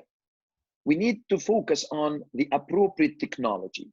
What is the appropriate technology that you are facing? For instance, we have like a very good case in Kenya, for example, like M-Pesa. M-Pesa is one of the amazing applications that they utilize the appropriate technologies for payment with mobile operator and so on and so forth. We have a very good success story like in Jumia, for instance, coming from Nigeria. So Africa right now is really a flashlight for all the talents coming out of there. As you mentioned, we need to focus on the digital mindsets. We are lucky enough to come to this world at later stage. Why? Because everybody in developed countries, they did the hard part of the game. Right now, we have the technology at your fingertip. Of course, there are some challenges like infrastructure, like connectivity, like security, like internet bandwidth, and all these things. Eventually, it will be solved. When you go to the agenda of Africa 2063, and we go to different activities taking place right now, infrastructure, entrepreneurial activities are in the top on this agenda. And we witnessed or we saw that like in Egypt, for instance, there are some initiatives coming to support this. And this is where we come to the next question. What shall I do, for instance? I left my job. As you mentioned, artificial intelligence. I don't want artificial intelligence to be something like scary. Just be aware of something. Technology is going to replace anything that is ordinary with no value added if the human being is going to do that. So if it is trivial, monotonous, something like this, then technology can replace this gentleman or the lady from doing the job. So in this case, we have to shock the future. You have to be ready for the future, okay? So you need to create value of what you are doing. You need to change the business model. You need to change the way you are doing things. Life is not going to be the same when you come back after the corona. For instance, work from home. If you monitor the technology, you will see it goes through two different nodes, centralization and then decentralization. We are now in the phase of decentralization. Everybody can work from home, very basic tools, mobile application, using laptop or something like that. They can hit and they can do a lot of successes. So right now, we need to think differently. We need to think with a fresh mind. We need to think to dream about the future, okay? I met very good people and many good close friends in the World Youth Forum that took place in Egypt, in Sharm el-Sheikh and others. And I saw a great potential, very good, talented people, very good, talented startups coming from Africa. So the potential is there, actually. We are the focus, we are the coming. And in this sense, I'd like to mention for everybody who's listening or watching this webinar that in Egypt, there is a presidential initiative that's called the AAL, the African Application Launchpad.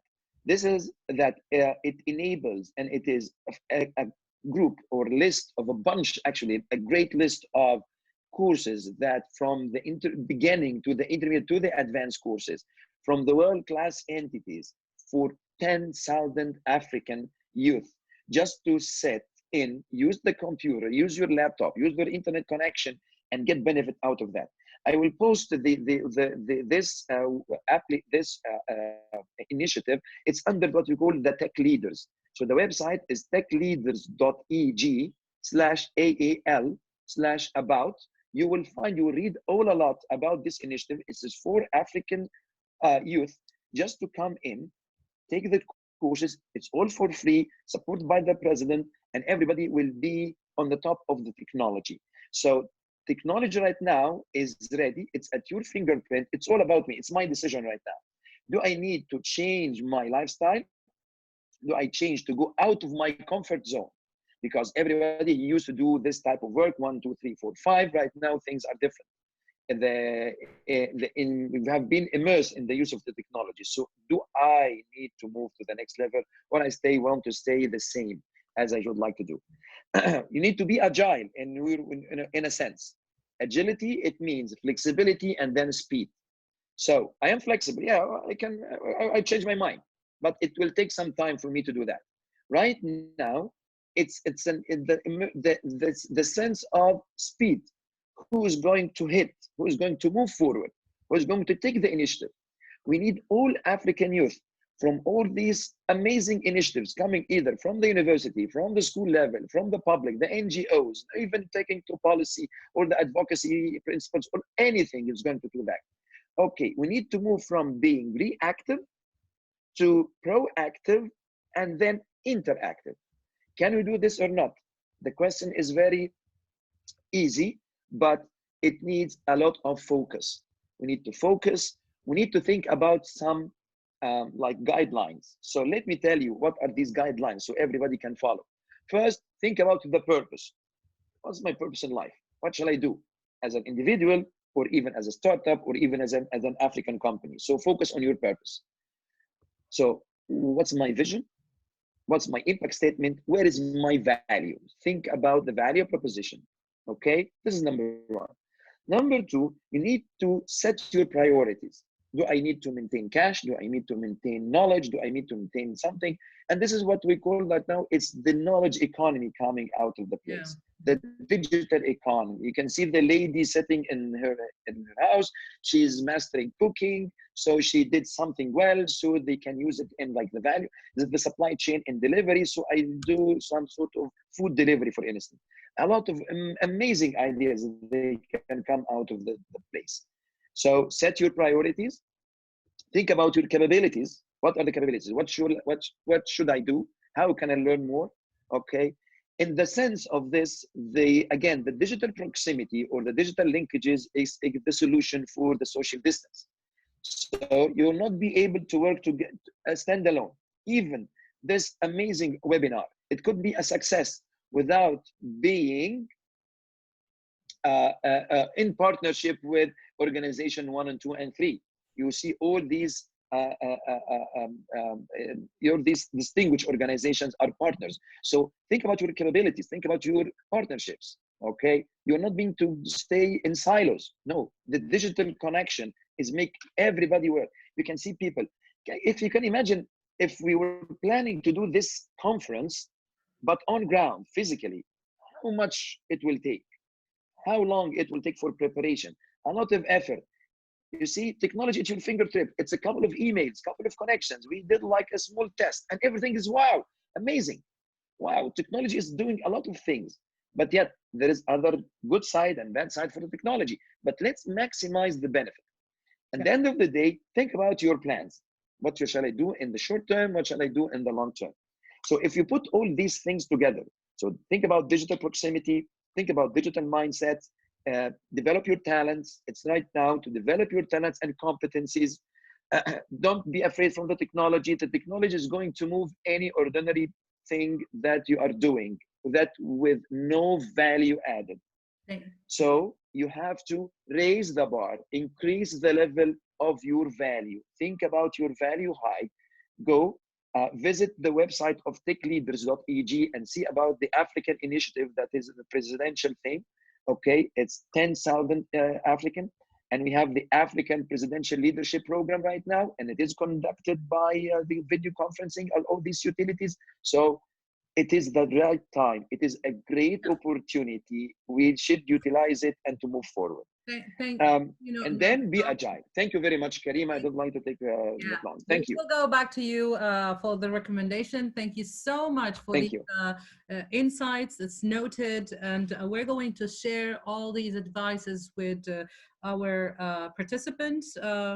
Let me give the floor again to Mustafa to introduce the next speakers. And this time the moderation is turning into French. And let's hear some of the initiatives on technology by some young Moroccans who are based outside in Europe. And I'm thinking about Mr. Karim Darwish, who created with his team a free platform for distance education to enable students and teachers to use it for free to continue their education during this post-COVID-19. So let me give the floor to Mustafa, introduce the next speaker, and we hear about Laclasse.ma.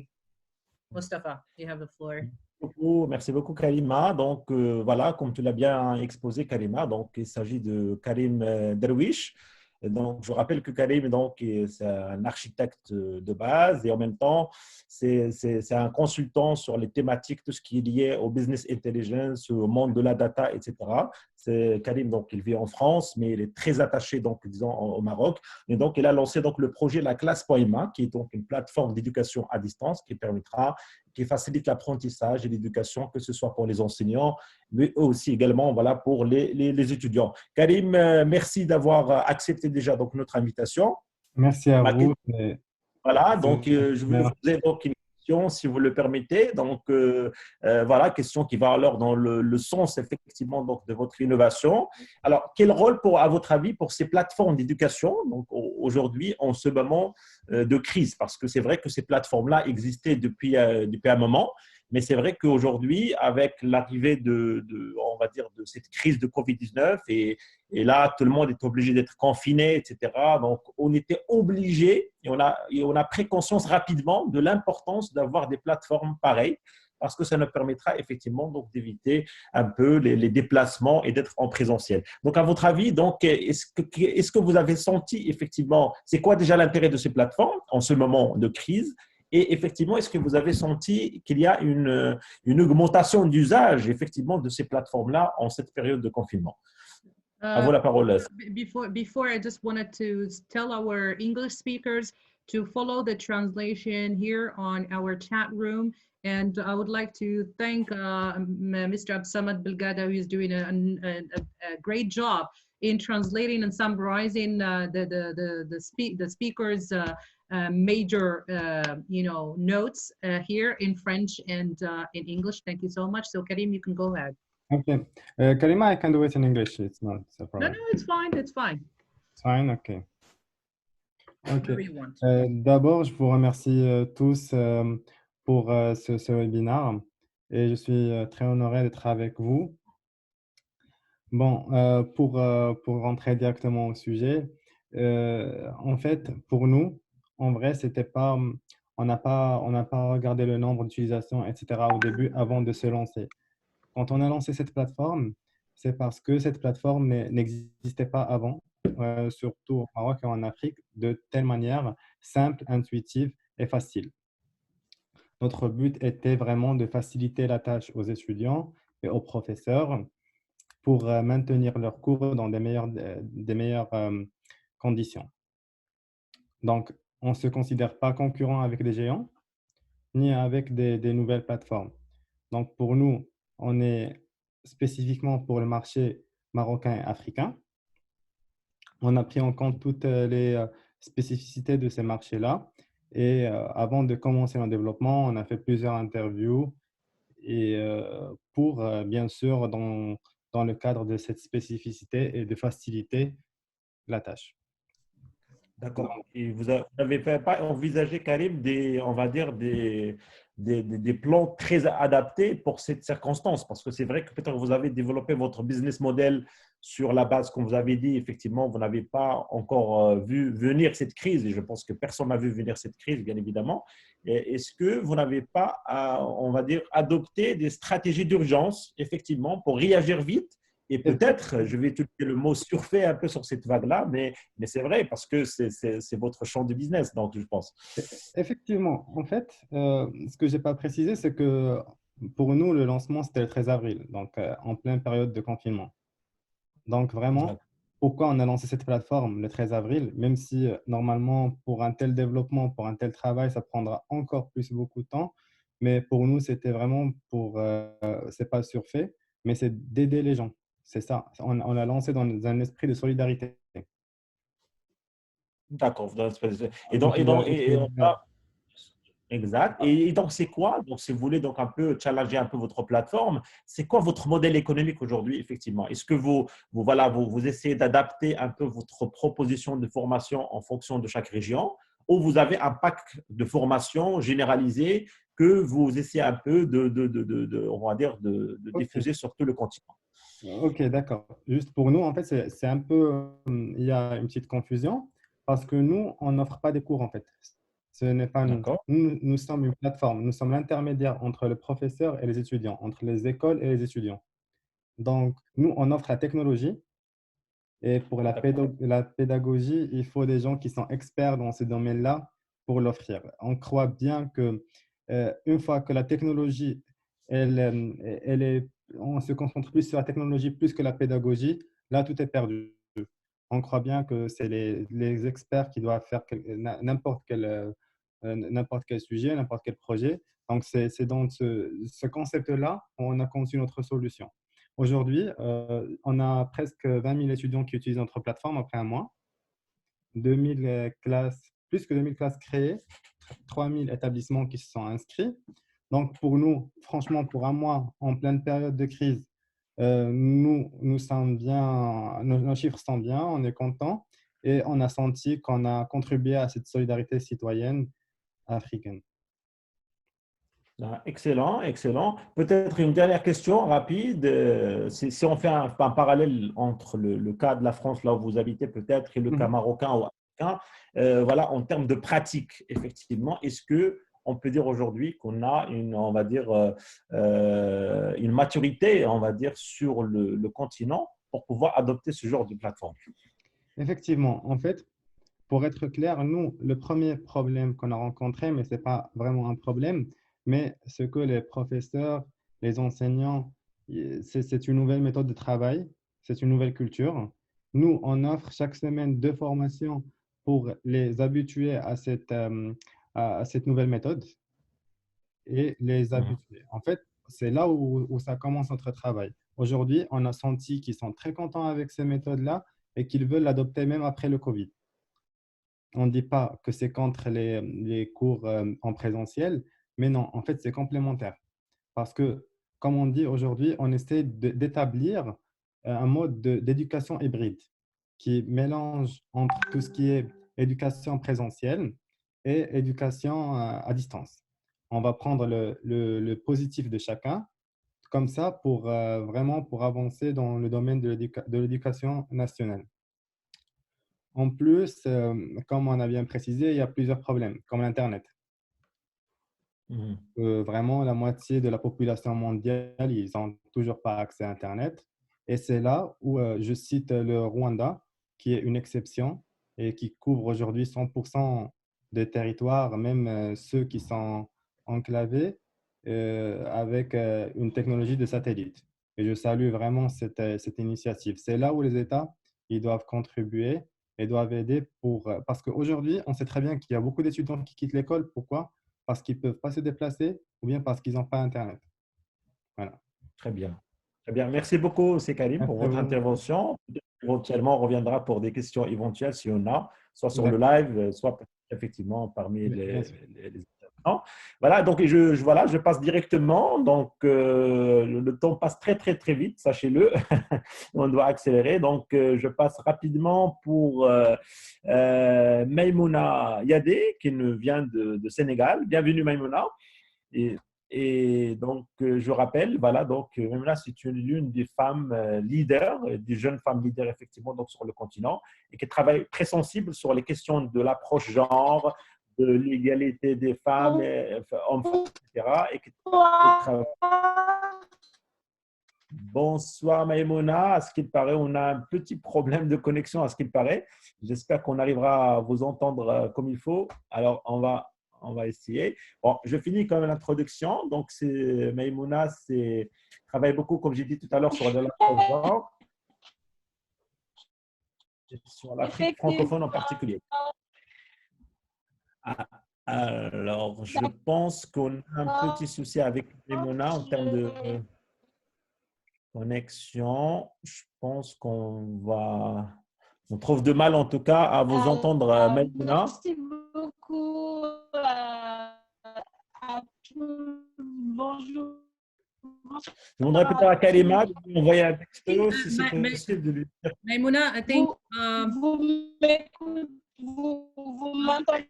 on a du mal à vous écouter, Maimouna. On a du mal à vous écouter, Maimouna. Donc, je reviens vers vous tout à l'heure. Donc, vous pouvez, entre-temps, non, on a du mal à vous entendre. Je pense que vous avez un problème de connexion. Entre-temps, si vous pouvez résumer votre intervention au cas où il y a un problème de connexion qui persiste, je peux faire un petit résumé de votre intervention. Donc, vous pouvez utiliser l'espace chat pour transmettre votre message. En attendant, I'm going to turn to Raymond Nanlep. Mr. Naaman Nanlep, are you here with us? Mr. Raymond, is he here with us? Or he's left? I think many people today, they have problems of connection. He was joining us from South Africa. Unfortunately, we are GMT +2. Let me go to, let me see here, who's here with us. Ede, are you here? Yes, I'm here. All right, Ede. All right. Eddie, are you here? Okay, let me turn to you. Sorry. Okay. Eddie, you are head of department mathematics and computer science, Coal City University. And I wanted to ask you more specifically, how about the future of education? We talked about distance education, and now we're talking about digitalization. So tell us a little bit about your vision. How do you see education post-COVID-19? How do you think distance learning will be the reality of students in the future? And not only students, now we've been seeing a lot of efforts by students, by also teachers, and more specifically by parents who are not used to use technology to help their kids at home, especially during this period of quarantine. So we've been seeing a lot of fatigue from everyone trying to help the students to finish their education. So it is a reality, and digitalization is posing a lot of challenges into education, and more specifically for vulnerable people, especially those who are living in marginalized areas, who have no access to connection, no access to technology, and probably those who are living in an overcrowded place that will not allow them to concentrate to finish their education online. So there are a lot of things. Yeah, technology is nice, it's beautiful, but still, you see here, there are many people who join us from different parts of the world. Still, they have issues of connection. They could not be alive with us, let alone people who are living in very remote areas with very low connectivity and do not have access to technology. So do you think we need a new digital mindset, and also build on infrastructure, and also reform the educational curricula that would be adapting to the new trends in technology and education in the future? Let me. All right. Here. I'm trying to see, where are you? You see, this is something crazy. Yeah, go ahead. So let me look for your name. Where are you? Oh, okay. You're with another name. All right. All right. I think I need to amend this. Yeah, go ahead. Go ahead. Until. All right. Okay. Thank you. It's a great opportunity to be here. Yeah. I want to appreciate the organizers of this platform, this forum. Let me start by saying that COVID-19 is a big threat to education, to the future of education. It has brought about enormous challenges that could widen the gap on education. As I speak to you now, about 1.3 billion learners are out of school because of COVID-19. According to the latest report by UNICEF, 9 out of 10 school children are out of school. About 178 countries has closed down their schools because of COVID-19. And this could actually have a lot of adverse effects on education. And what this stands to mean is that the future of education would largely depend on technology, on the internet, to be precise. Because when we are talking about digitalization, remote learning, virtual learning, blended learning, online education, or any kind of learning online, it all depends on the internet. So basically, the COVID-19 has brought enormous challenges. And now many educational institutions, particularly in developing countries, were not prepared before now for the new challenge. They were not prepared for online education. And they, of course, they lack the necessary infrastructures. They lack the supportive environment that will enhance or would have enhanced distance education. However, they have no choice now because online education, remote education has become the new reality, considering the effects of COVID-19. Now, however, there are concerns about the effectiveness of distance education or online education, particularly in developing countries. And when we say developing countries, of course, a large number of developing countries are resident in Africa.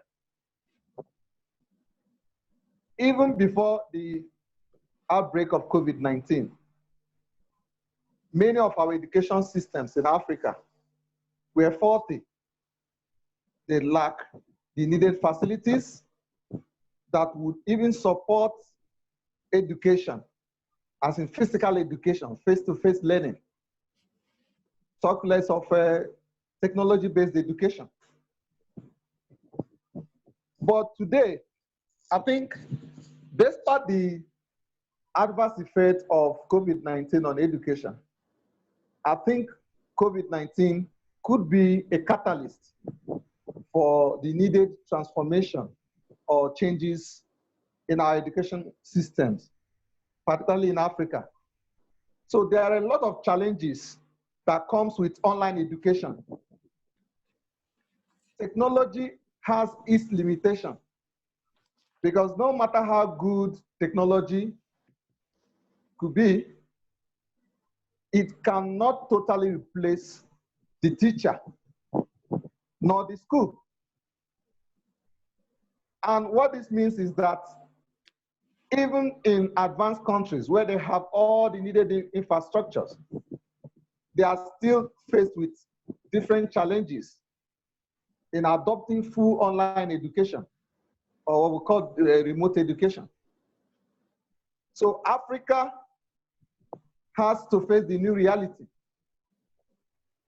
We have to now begin to think on how to, how to confront the challenges that COVID-19 has brought to the education system. Now, what do we need to do? We need to carry out reforms and research on the best possible ways to make the use of technology effective in our education system. We need to invest on technology. There are large digital divide in Africa. Mm-hmm. Technology-based education is going to be very difficult to implement in rural areas where there are no electricity, where most of the teachers and the learners lack the needed digital skills to implement distance learning or online education. Yeah, Ade, I'll get back to you for the recommendation. I think this is something quite interesting because we still have many testimonies from our speakers to talk about their experience with COVID-19. I think Raymond is disconnected. We'll go back to Raymond. Maimouna Yadi, if she's ready, if her connection is on, we move on to Maimouna, who is president of Women Global Entrepreneurship from Senegal, and also she's partner with this event. I hope her connection is coming online. Otherwise, we'll go back to Maimouna later. Let me ask each of you quickly before we wrap up this part and move on to the last part, which is to hear from our speakers testimonies about how they live this quarantine and their perspective about the future of Africa. And let me remind you here again, we have a poll here, and I hope you're participating in this poll. Please vote on this poll. There are key questions related to this discussion that you can take on. Actually, I wanted to ask you about your insight, about your recommendation on how are we going to manage this crisis post-COVID-19. I'm not talking about actually this crisis during COVID-19. Crisis is not just during quarantine, because in exit strategy, we're still in a crisis phase. My question at the beginning was, where of course we were not prepared enough, but how did we handle this crisis in terms of communication and also in terms of how we're managing the impact on different sectors and also on people? What are your take on for exit strategies for young people, taking into consideration gender disparities, diversity and inclusion? If I want to ask each of you to tell me 2 to 3 key ideas of the future in less than 1 minute, because we need to move to other speakers for testimonies. We're very, very sorry. This discussion is just great, but because of Ramadan and because of the differences in hours, we had to do it at 9 GMT, and it's GMT +2 for so many of you. And we have problems of connection as well. But, you know, we're trying to accommodate this in the best possible. So let me start with the first panel. Let me start with Mariam, and then go back to Dr. Nizar, because they are GMT +2, and anyone who is on GMT +2, I want you to go first and give us your insight and recommendations. Mariam, are you here? Yes, I'm here. Thank you so much for giving me the floor. I think there are many recommendations that should be taken into consideration. First of all, governments should work on the technological transformation and the strengthening the cables of the internet and creating platforms for many organizations such as universities, colleges, hospitals, or any governmental entities. And also this aspect should be taken into consideration for the African strategy 2063 for sustainability, beside the inclusion of healthcare systems and education. Secondly, we need to support all initiatives coming from youth, whether in civil society organizations or youth who are trying to make entrepreneurships or small enterprises in order to bridge the gap that's caused by the lack of direct investment and economic crisis. The third thing is we need also to support inclusion for each and everyone, and to help also initiatives that are coming from vulnerable people, as people with disabilities and other vulnerable communities. Yeah. Thank you. Dr. Sami, Nizar Sami. Yes, thank you, Karima. Above the all mentioned things that we need to be more innovative. So we need to foster the innovation culture among nations and different levels in the country. We need to think of infrastructure. Literacy is extremely important, whether it is financial literacy, digital literacy. We need to think and promote that. We need to change the business models. We need to change how the organizations are going to work in the future. Either it is a government entities or a private sector, they have to change. They have to think of how to be customer-centric, how to think about the normal citizenship, the normal person who is in the street. Think about the value proposition, how to serve them in a better way. Okay, technology is just a tool. Don't be afraid about it. It's all about implementation. It will take time, yes, I'm sure. And it is all about collaboration. It will be a success whenever we think about collaboration. If you think that you'll be able to do it individually, it will be too hard to do that.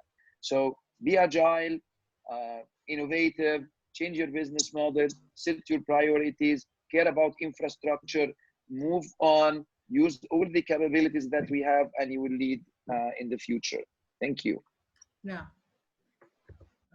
Mustafa? Yeah. Yeah. Je suis là, Karima. Oui. If any of our first panelists want to say any recommendation. Exactement. Donc, c'est là. Je ne sais pas si Yahya, il est là, donc de la Mauritanie. Il est toujours là, Yahya? Non, je pense que oui, je suis là. Voilà, vous êtes là. Très bien. Ouais. Donc, Yahya, justement, comme à la suite à la demande de Karima, donc on a besoin de collecter un peu vos recommandations pour un peu le post-Covid, effectivement, peut-être les chantiers prioritaires sur lesquels il va falloir mettre un peu plus d'action. Mais avant cela, effectivement, moi, je mets ma casquette des médias. Tout à l'heure, vous avez soulevé la pollution en termes d'information. C'est-à-dire qu'il y avait beaucoup d'informations et ça nous amène effectivement sur un terrain des fake news, etc. Et je voulais effectivement vous faire réagir là-dessus. Effectivement, est-ce qu'il y a des actions qui ont attiré ton attention effectivement pour lutter contre ces fake news? Parce que vous vous rappelez, le patron de l'OMC, de l'Organisation mondiale de la santé, il avait parlé de l'infodémie. L'infodémie en disant que la pollution de l'information et des rumeurs, etc., est pire que le virus lui-même. C'est-à-dire, donc, effectivement. Voilà. Et donc, et l'état de panique, justement, que ça peut provoquer est néfaste, justement. Là. Parce que ça peut réduire même, c'est-à-dire la chance aux populations de… c'est-à-dire, si on est sous la panique, ça peut causer beaucoup de problèmes chez les citoyens. Ça peut même diminuer leur aptitude à donc, résister face à la maladie. Bon, je ne suis pas médecin, mais là, je peux vous dire que, bon, justement, ça, c'est quelque chose qu'on a constaté tous. Vous avez eu beaucoup, c'est-à-dire les réseaux sociaux sont inondés des informations qu'on ne peut pas, justement, contrôler c'est-à-dire la véracité des informations circulées. Donc ça, il faut que les jeunes soient déjà responsables dans les communications qu'ils font sur les réseaux sociaux, c'est-à-dire ne prendre les informations que de leurs sources officielles, ça veut dire les autorités de la santé pour chaque pays, ou l'Organisation mondiale de la santé, qui est la source donc des informations, la source fiable des informations qu'il faut véhiculer aux citoyens. Et par rapport à ça aussi, il doit y avoir des autres mesures. Je crois que les États ont réfléchi déjà à des mesures, comme par exemple mettre en place des lois qui existaient déjà et les redynamiser encore une fois, pour lutter contre les fake news. C'est-à-dire, si quelqu'un, par exemple, poste des mauvaises informations, il doit être puni pour ça parce qu'il crée une panique au niveau de la population. Ça, ce n'est pas une bonne attitude, surtout venant des jeunes. Par contre, par rapport à la deuxième, c'est-à-dire la deuxième partie de votre question concernant le post-Covid. Post-Covid, j'ai dit tout à l'heure qu'il faut qu'on se focalise sur trois choses essentielles. Première des choses, c'est c'est-à-dire d'encourager l'entrepreneuriat des jeunes, et donc de permettre aux jeunes de trouver des solutions innovantes aux problèmes de développement, que ce soit au niveau de la mise en place des applications d'immobilier, investir dans le CIT. Tout à l'heure, notre collègue a parlé de beaucoup, c'est-à-dire de 3,1 millions, je crois, d'emplois qui seront créés par le CIT. 1,33 million de nouveaux jobs en 2022. Donc ça, c'est M. Nizar qui a parlé de ça, Nizar Sami qui a parlé de ça. Donc ça, c'est un potentiel à saisir, c'est une opportunité à saisir par les jeunes. Donc il y a un grand travail qu'il faut mener et une orientation vers ce secteur. Également, il faut que nos jeunes en Afrique s'orientent plutôt sur le secteur de l'agriculture, qui est un secteur très porteur, qui est très important et que malheureusement dans beaucoup de pays nous avons le potentiel mais qui est inexploité jusqu'à présent ou sous-exploité. Donc les jeunes doivent s'orienter vers ce secteur-là et faire donc de l'entrepreneuriat et que les États doivent les encourager et même les partenaires techniques et financiers doivent encourager les jeunes à investir, doivent investir et encourager les jeunes par donc le biais de financement des projets de jeunes dans ce sens. Et il faut que également nous revoyions un peu notre mode de vie à post-Covid. Ça, c'est donc à un autre niveau. Donc, les jeunes peuvent participer dans le changement de mentalité, c'est-à-dire pour ce qui va y arriver plus tard, parce que la distanciation sociale aura des effets plus tard. On n'aura plus les mêmes pratiques. Le monde va beaucoup changer, les pratiques interhumaines et tout ça, ça va changer. Les relations interhumaines vont beaucoup changer plus tard. Donc, c'est aux jeunes de pouvoir s'adapter et de créer des initiatives visant à sensibiliser la population pour mieux s'adapter à ce nouveau contexte et de continuer la vie quand même, malgré tout. On doit vivre et continuer à vivre. Voilà, donc en gros, c'est ça. Je crois que aussi, par rapport à l'administration, le pouvoir public et tout ça, ils doivent donc mieux saisir les opportunités en ce qui concerne c'est-à-dire, je parle ici de la modernisation de l'administration, de mieux utiliser donc des outils, des nouvelles technologies pour pouvoir véhiculer les informations, en bénéficier pour pouvoir donc mener des politiques qui sont modernes, beaucoup plus adaptées aux jeunes, beaucoup plus adaptées au monde de la technologie.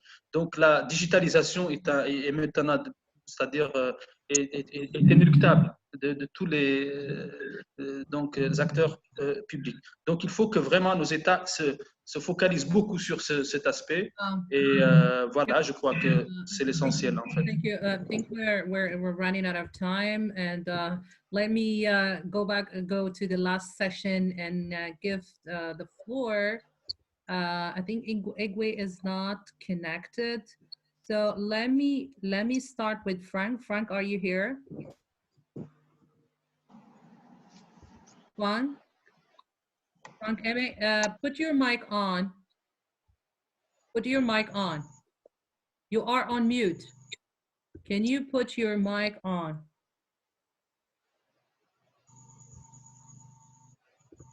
Can you put your mic on? No, we don't hear you. Put your mic on. Yeah. All right, I'm in. Yeah. Okay. So the question here for the last session is, I want you to get experience from your country. How do you state your country? How do you live the quarantine? What do you think the measures need to be done, and what recommendations you give young people who are watching us today? And more specifically, if you can tell us some of the best practices that you want others to listen to. All right. First and foremost, I want to appreciate you for initiating such a wonderful program. However, I want to say without fear of favor that most of the African continents are not even ready to fight coronavirus. The issue is that, most times they believe traveling abroad is the most important thing. But it is very, very fundamental to know that in recent time, I've experienced a series of issues. A lot of problems has emanated from this pandemic outbreak. I want to say our leaders should wake up from their slumber, because most of them are seeing it as a joke. And most students, as a student leader in the state and in my country, shared in various countries, to put a lot of effort to ensure that the government is, most of the government are not trying. But I want to commend somebody, Honorable Ukonkole, who is the federal member representing Ohafia and Arachi constituency, who has equally contributed by coming to the aid of the students, and to also the state government, who has equally come to the end of the student by releasing some relief material, which was announced yesterday. Now, I want to say, it's a time that our leaders who have been privileged to occupy a certain position to come to the aid of the youth. It's equally a time that our leaders should also come together to make sure that they build on our facilities, because most of them are not ready. If not for the fact that this coronavirus is a pandemic outbreak, you will discover that most of them will start traveling abroad, going from one hospital to the other to ensure that they get treatment themselves. Whereas we have pharmacies, we have poor Nigerians that are unable to take care of themselves. But God be so kind, it's something that affected everybody. So I think it's important that everybody should equally abide by the medical directives, by making sure that you are very clean, you wash your hands diligently, you abstain from any form of sin that will make you contact the coronavirus. And at the same time, I think our leaders should also sit up. I thank God for this coronavirus, because it has only make our leaders to understand there are loopholes that they should make sure they setting. Are you getting me? So my recommendation is that it's important to know our priority. We know our priority, we work towards that to make sure that we'll set some certain things straight. We make sure that all Nigerians have been accommodated. So I think it's important that other African countries should make sure that they take the interests of their citizens to at heart, not taking it for granted. Because for them to be where they are, it is equally a contribution of the masses. So I think it's important, very, very fundamental, that this coronavirus should something that all the leaders in the world, in African countries, should come together to have this initiative, to define a priority, to work towards it. Because most of them are still joking. Most of them are still seeing it as jokes. So I think it's important as a leader in Abestia and Nigeria, we have had series of challenges from our students, leaders, and equally youth, calling for help from various places. And most of them have equally complied, and most have not.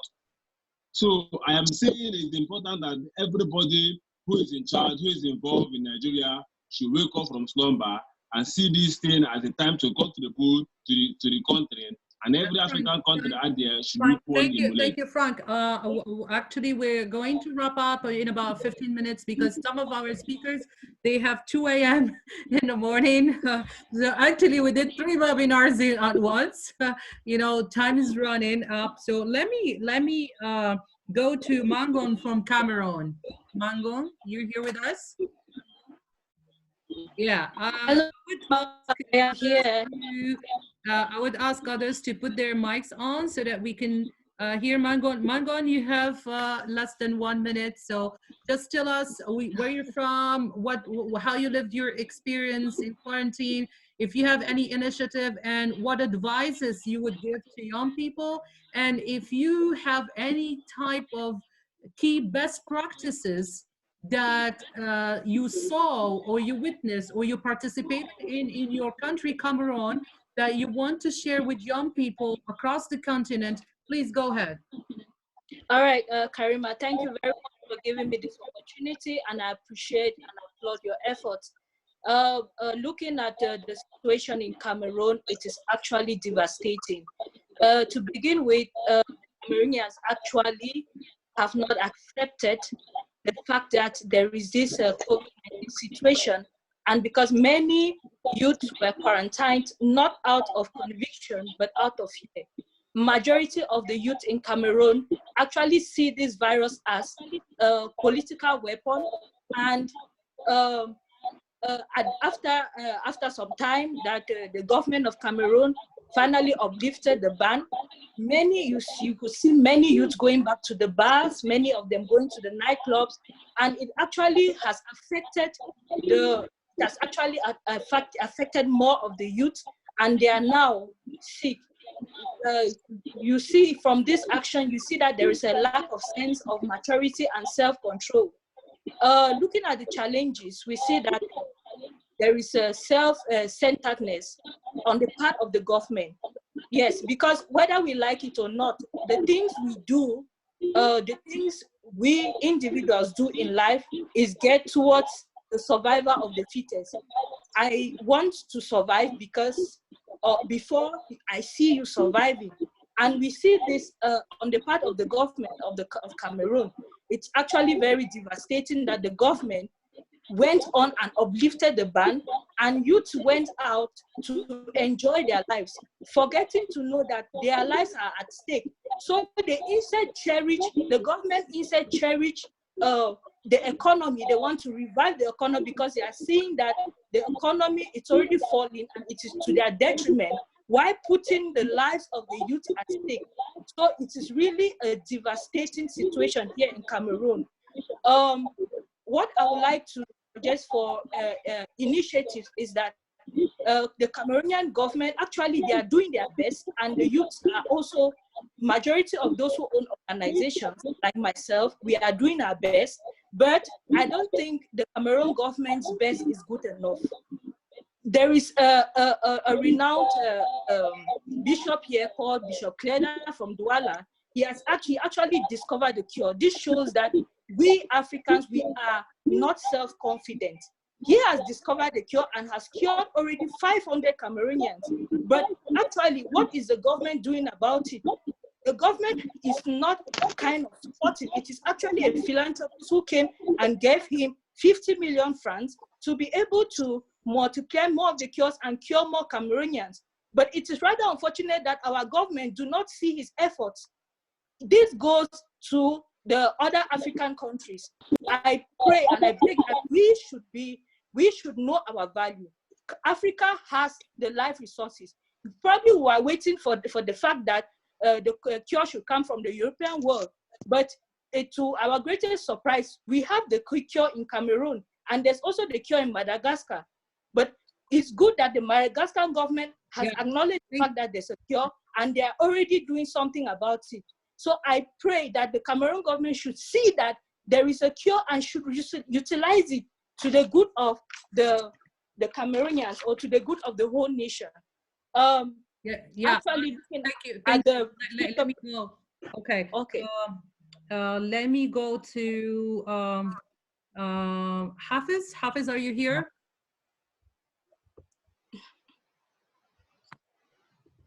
We are about to wrap up. Hafiz, are you here? Oui, bonsoir, comment vous allez? Yeah, okay, go ahead. Ok, merci beaucoup. Je suis à l'association du chat. En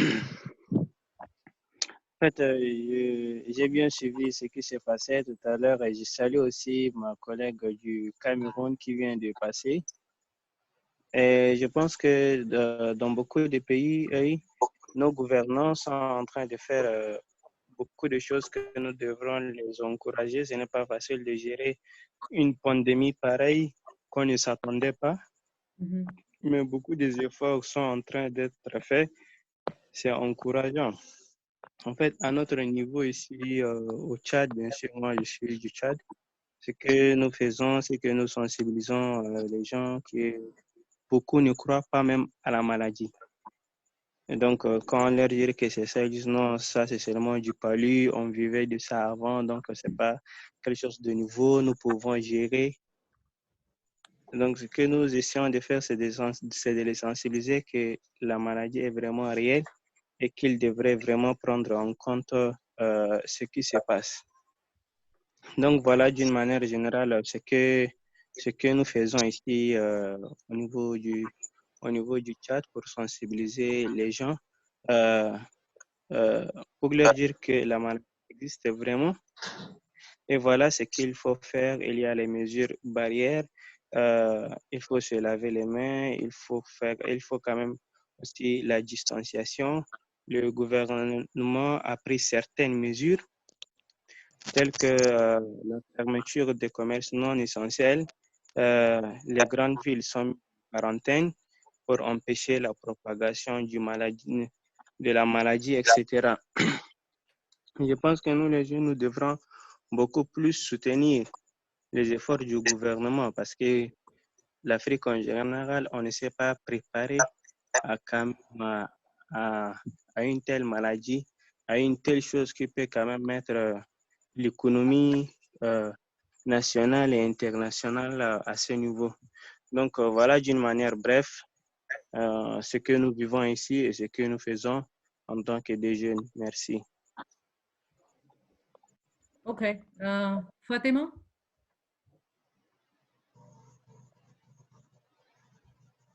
Hello. Yeah. Thank you, Karima. Well, for me as a youth and in general for youth life, it's hard that we passed in this change moment. We were like living a normal life. We already have some obstacles, some challenges. We are fighting to have things or fighting to avoid things in our life. And then in a moment, everything has been changed. So I'm sure, and there is no doubt about it, that all youth has been affected in this period. But what makes a difference is our reaction against the COVID-19 period. So for me, my experience, it was, I can't deny it was hard in the beginning, as I was like, I'm a student in my last year and just like want to accelerate things to get my diploma and all these things. And then in one moment, just stop, go back and stay home. So it's hard. And also for youths in general, I can say that most of them, the source of happiness or the source of motivation is from the things we are doing outside, from meeting friends, discovering new places, things like that. So it's hard to stop them doing these things. So it takes time for me to adapt to this new situation. And as a challenges that I can see in this period,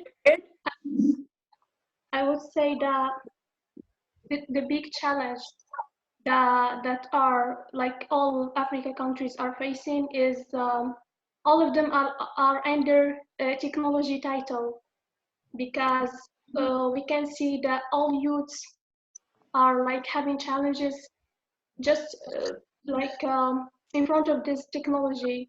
Some category don't have an access to the technology. Some of them find the internet data is expensive, and some of them have an ability to use technology, but they don't use it in a healthy way. So these are the big challenges all youths in Africa countries face, I think, in this period. Thank you, Fatima. Simon.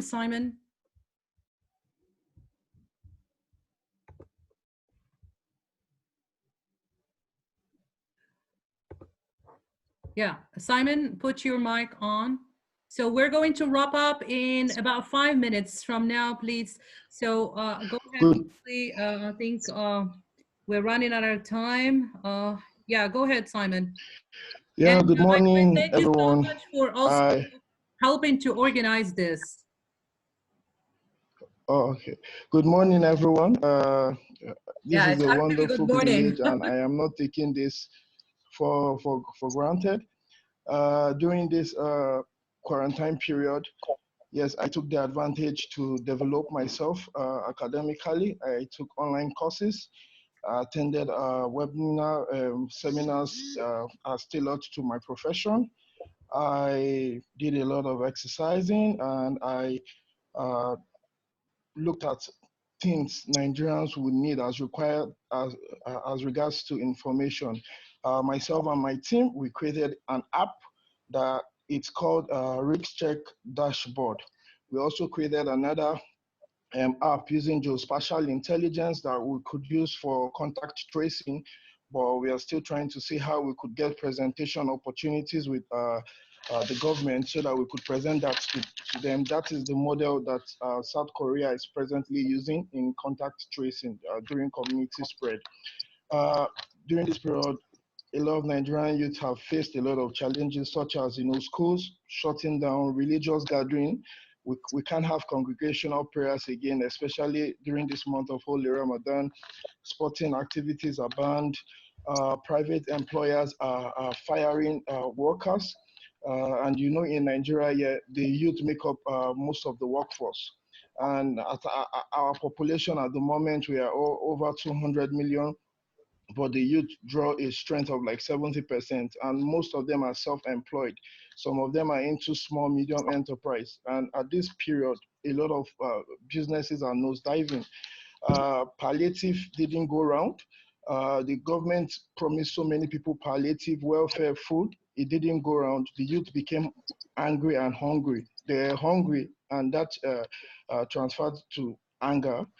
We saw cases whereby security agencies are killed unarmed civilians in the southern part of Nigeria, which a lot of Nigerians condemned. Yeah. But one thing that I would say is that during this period, the only way we African youth, most especially Nigerian youth, can triumph over issues like this medical pandemic is by staying positive. We as youth in Africa, we have that strength.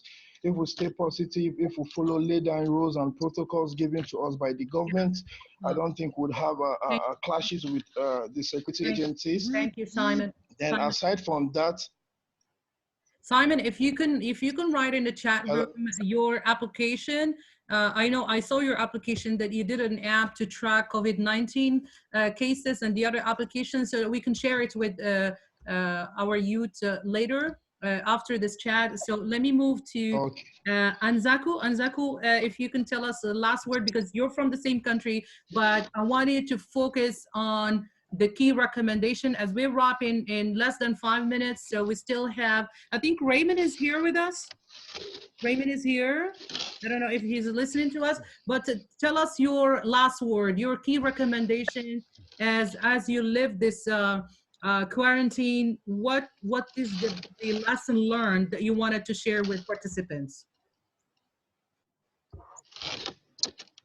All right. Thank you very much for this wonderful platform. I must say it's highly recommendable, and it's very cool for young persons to come up with rules on how we can eradicate COVID-19. I must say smallpox posed a greater challenge and lasted for over 40 years, but we're able to overcome smallpox, and we'll be able to overcome COVID-19. At the level of Nigeria,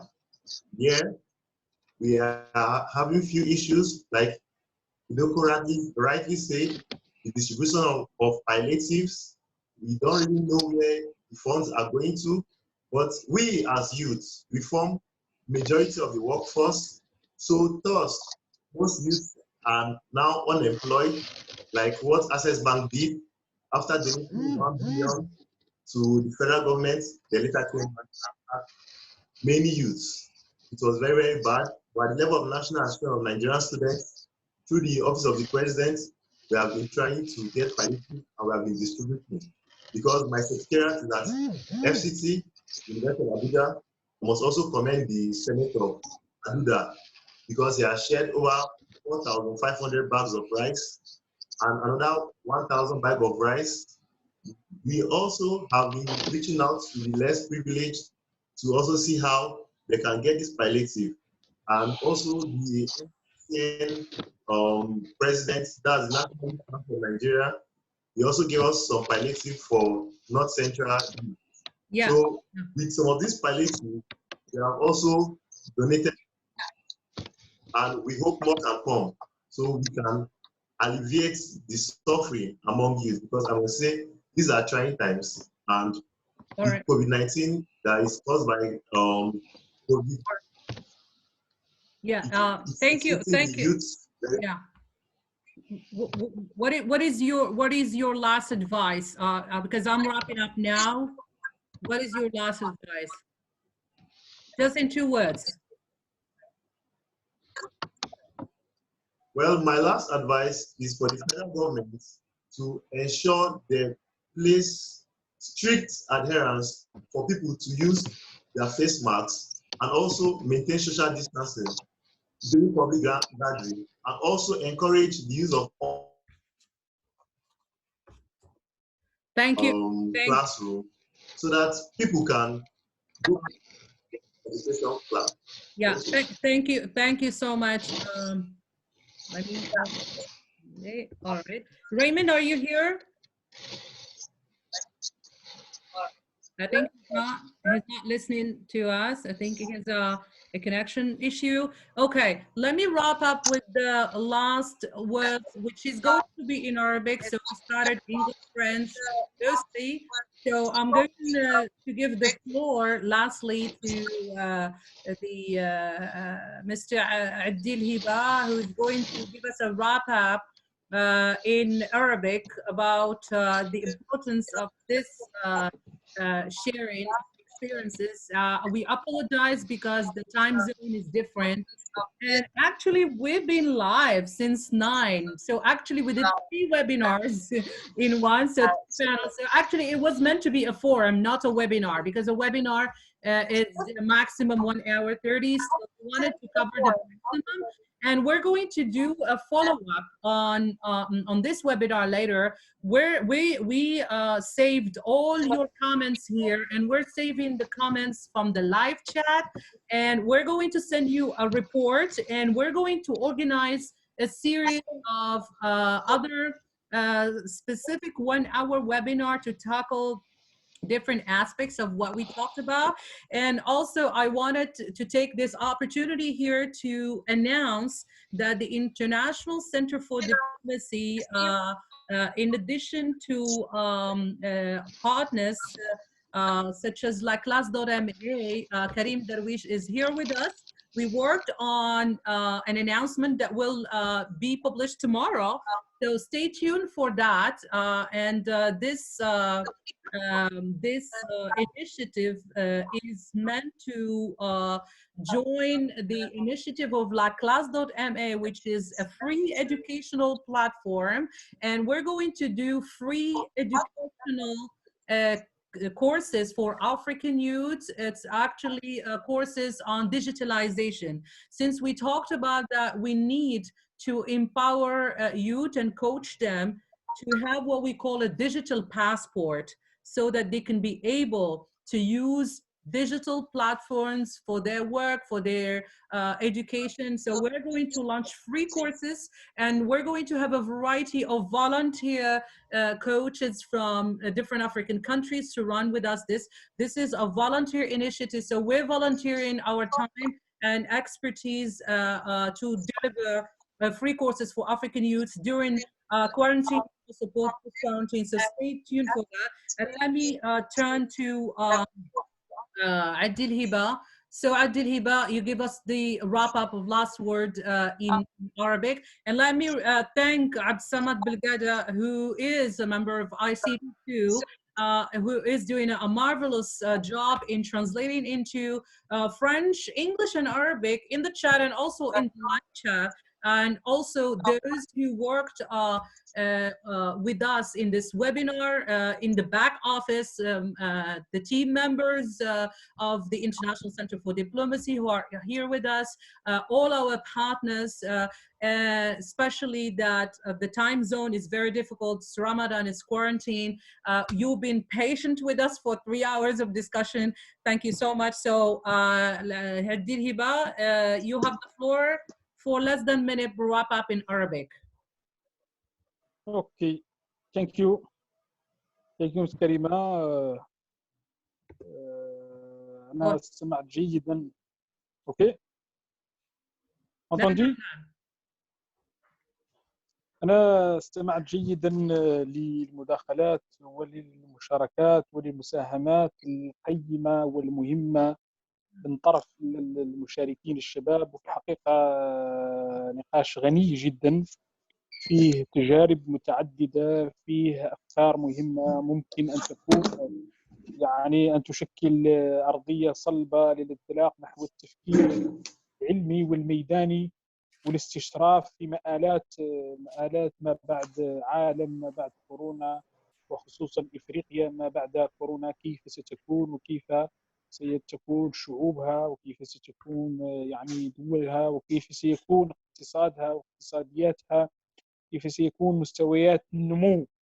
وهذه كلها أسئلة في الحقيقة مطروحة علينا، وأعتقد بأن عدد من الشباب من النشطاء أجابوا عن جزء كبير من هذه الأسئلة اللي حقيقة هي أسئلة مقلقة اليوم، أسئلة مقلقة بشكل جدي، مقلقة سواء للحكومات ومقلقة سواء للمجتمع المدني. ونحن كجزء من نشطاء المجتمع المدني أعتقد أنه دورنا أساسي ومهم، دورنا أساسي ومهم في عملية الاستشراف، لبرسبكتيف في مآلات يعني هذا التوجه العام العالمي، كيف ممكن أن نتفاعل معه، وكيف ممكن أن نعيش في عالم جديد. واليوم ظهر نوفيل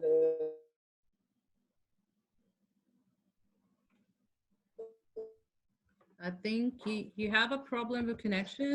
Are you still here with us? concept l'économie de la vie، اقتصاد الحياة، بمعنى المواطنين يجب أن No? No, yes, we hear you. Okay, if you can just summarize quickly because we're wrapping up right now. Yes, أنا سأختزل وسأحاول أن أتفاعل في أربع مستويات دقيقة جدا، وهي عبارة عن توصيات أو خلاصات. نعم. أولاً إفريقيا اليوم تواجه، كان العالم يواجه فإفريقيا تواجه معضلتين خطيرتين: كورونا، وكيف يمكن أن نعالج آثار كورونا في واقع مضطرب، في واقع ليس مستقر، فيه حروب، فيه نزاعات، فيه اقتتال، فيه مواطنين يموتون، إلى جانب يعني مشاكل أخرى.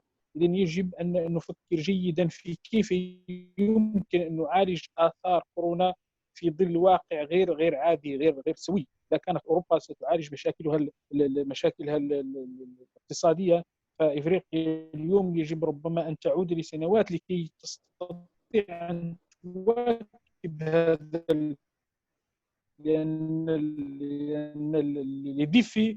بالنسبة للمسألة الثانية، ضرورة اليوم العناية اللازمة للسياسات الاجتماعية، السياسات العمومية الاجتماعية يجب أن تعيد فيها الدول الإفريقية النظر. يجب أن تعطي الأولوية للصحة والأولوية للتعليم والأولوية كل المسائل المرتبطة بارتباط مباشر بصناعة المواطن القادر على أنه يستعمل الديجيتال. لدينا فقط دقيقة. ثم ملائمة التشريعات الوطنية مع ما يقع اليوم من ظهور وبروز هذا الانتشار الواسع والاضطراري للديجيتال. يجب أن التشريعات الوطنية أن تتبع، ثم يجب أن تحافظ على الحقوق والحريات للمواطنين. ليس بداعي أن الكورونا يجب أن يتم استصدار للحق في حق المواطنين والحقوق الأساسية. اليوم أعتقد أن العالم يفكر في الجيل السادس من الحقوق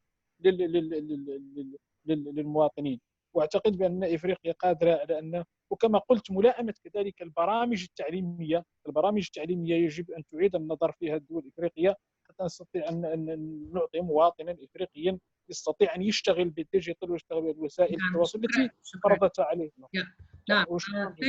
Thank you so much. Thank you so much, everyone, for this wonderful evening. You know, I've been talking for 3 hours, so I'm thirsty. So I'm having my coffee. It's just cold now. So thank you so much, everyone, for this great insight. You know, I'm seeing all the comments on live, and also having to receive a lot of messages and comments on my WhatsApp about people's suggestions. We're going to record everything. Let me remind you that we're going to have we're going to have another webinar on Friday, May 15, and it's going to be on the impact of COVID-19 on women and vulnerable groups. We will be announcing it tomorrow.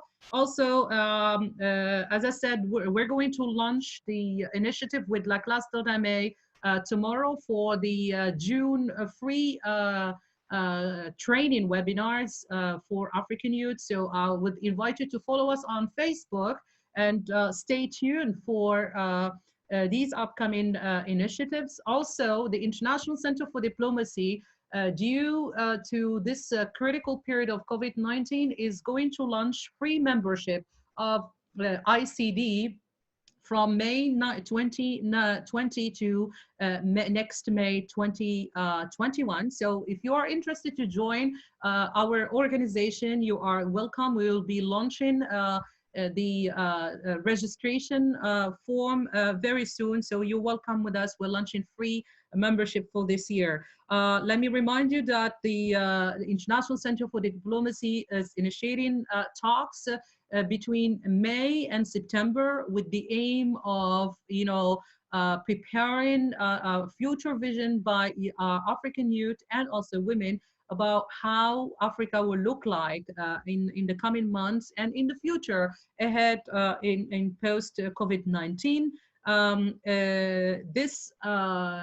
This talks are all co-organized with Trustafrique TV, and I would like to thank my co-host Mustafa Al-Melwi, and also I would like to thank Africa My Home, All Africa Students Union, Helpline Foundation for the Needy Abuja, Forum de la Jeunesse Africaine pour le Dialogue et la Paix, Plateforme Africaine des Jeunes Femmes Leaders Francophones, Leads Africa, Merit Nigeria, Laclasse.ma, CaptBlade Unfiltered, and I want to apologize for those who are not being able to join us because of connection problems, and those who have been waiting, and because time is running and time difference, we're not able to accommodate everyone speaking here. Thank you so much for being patient with us, and we're going to follow up with each one of you on a follow-up webinars in the coming weeks. Thank you so much for being with us, and good evening.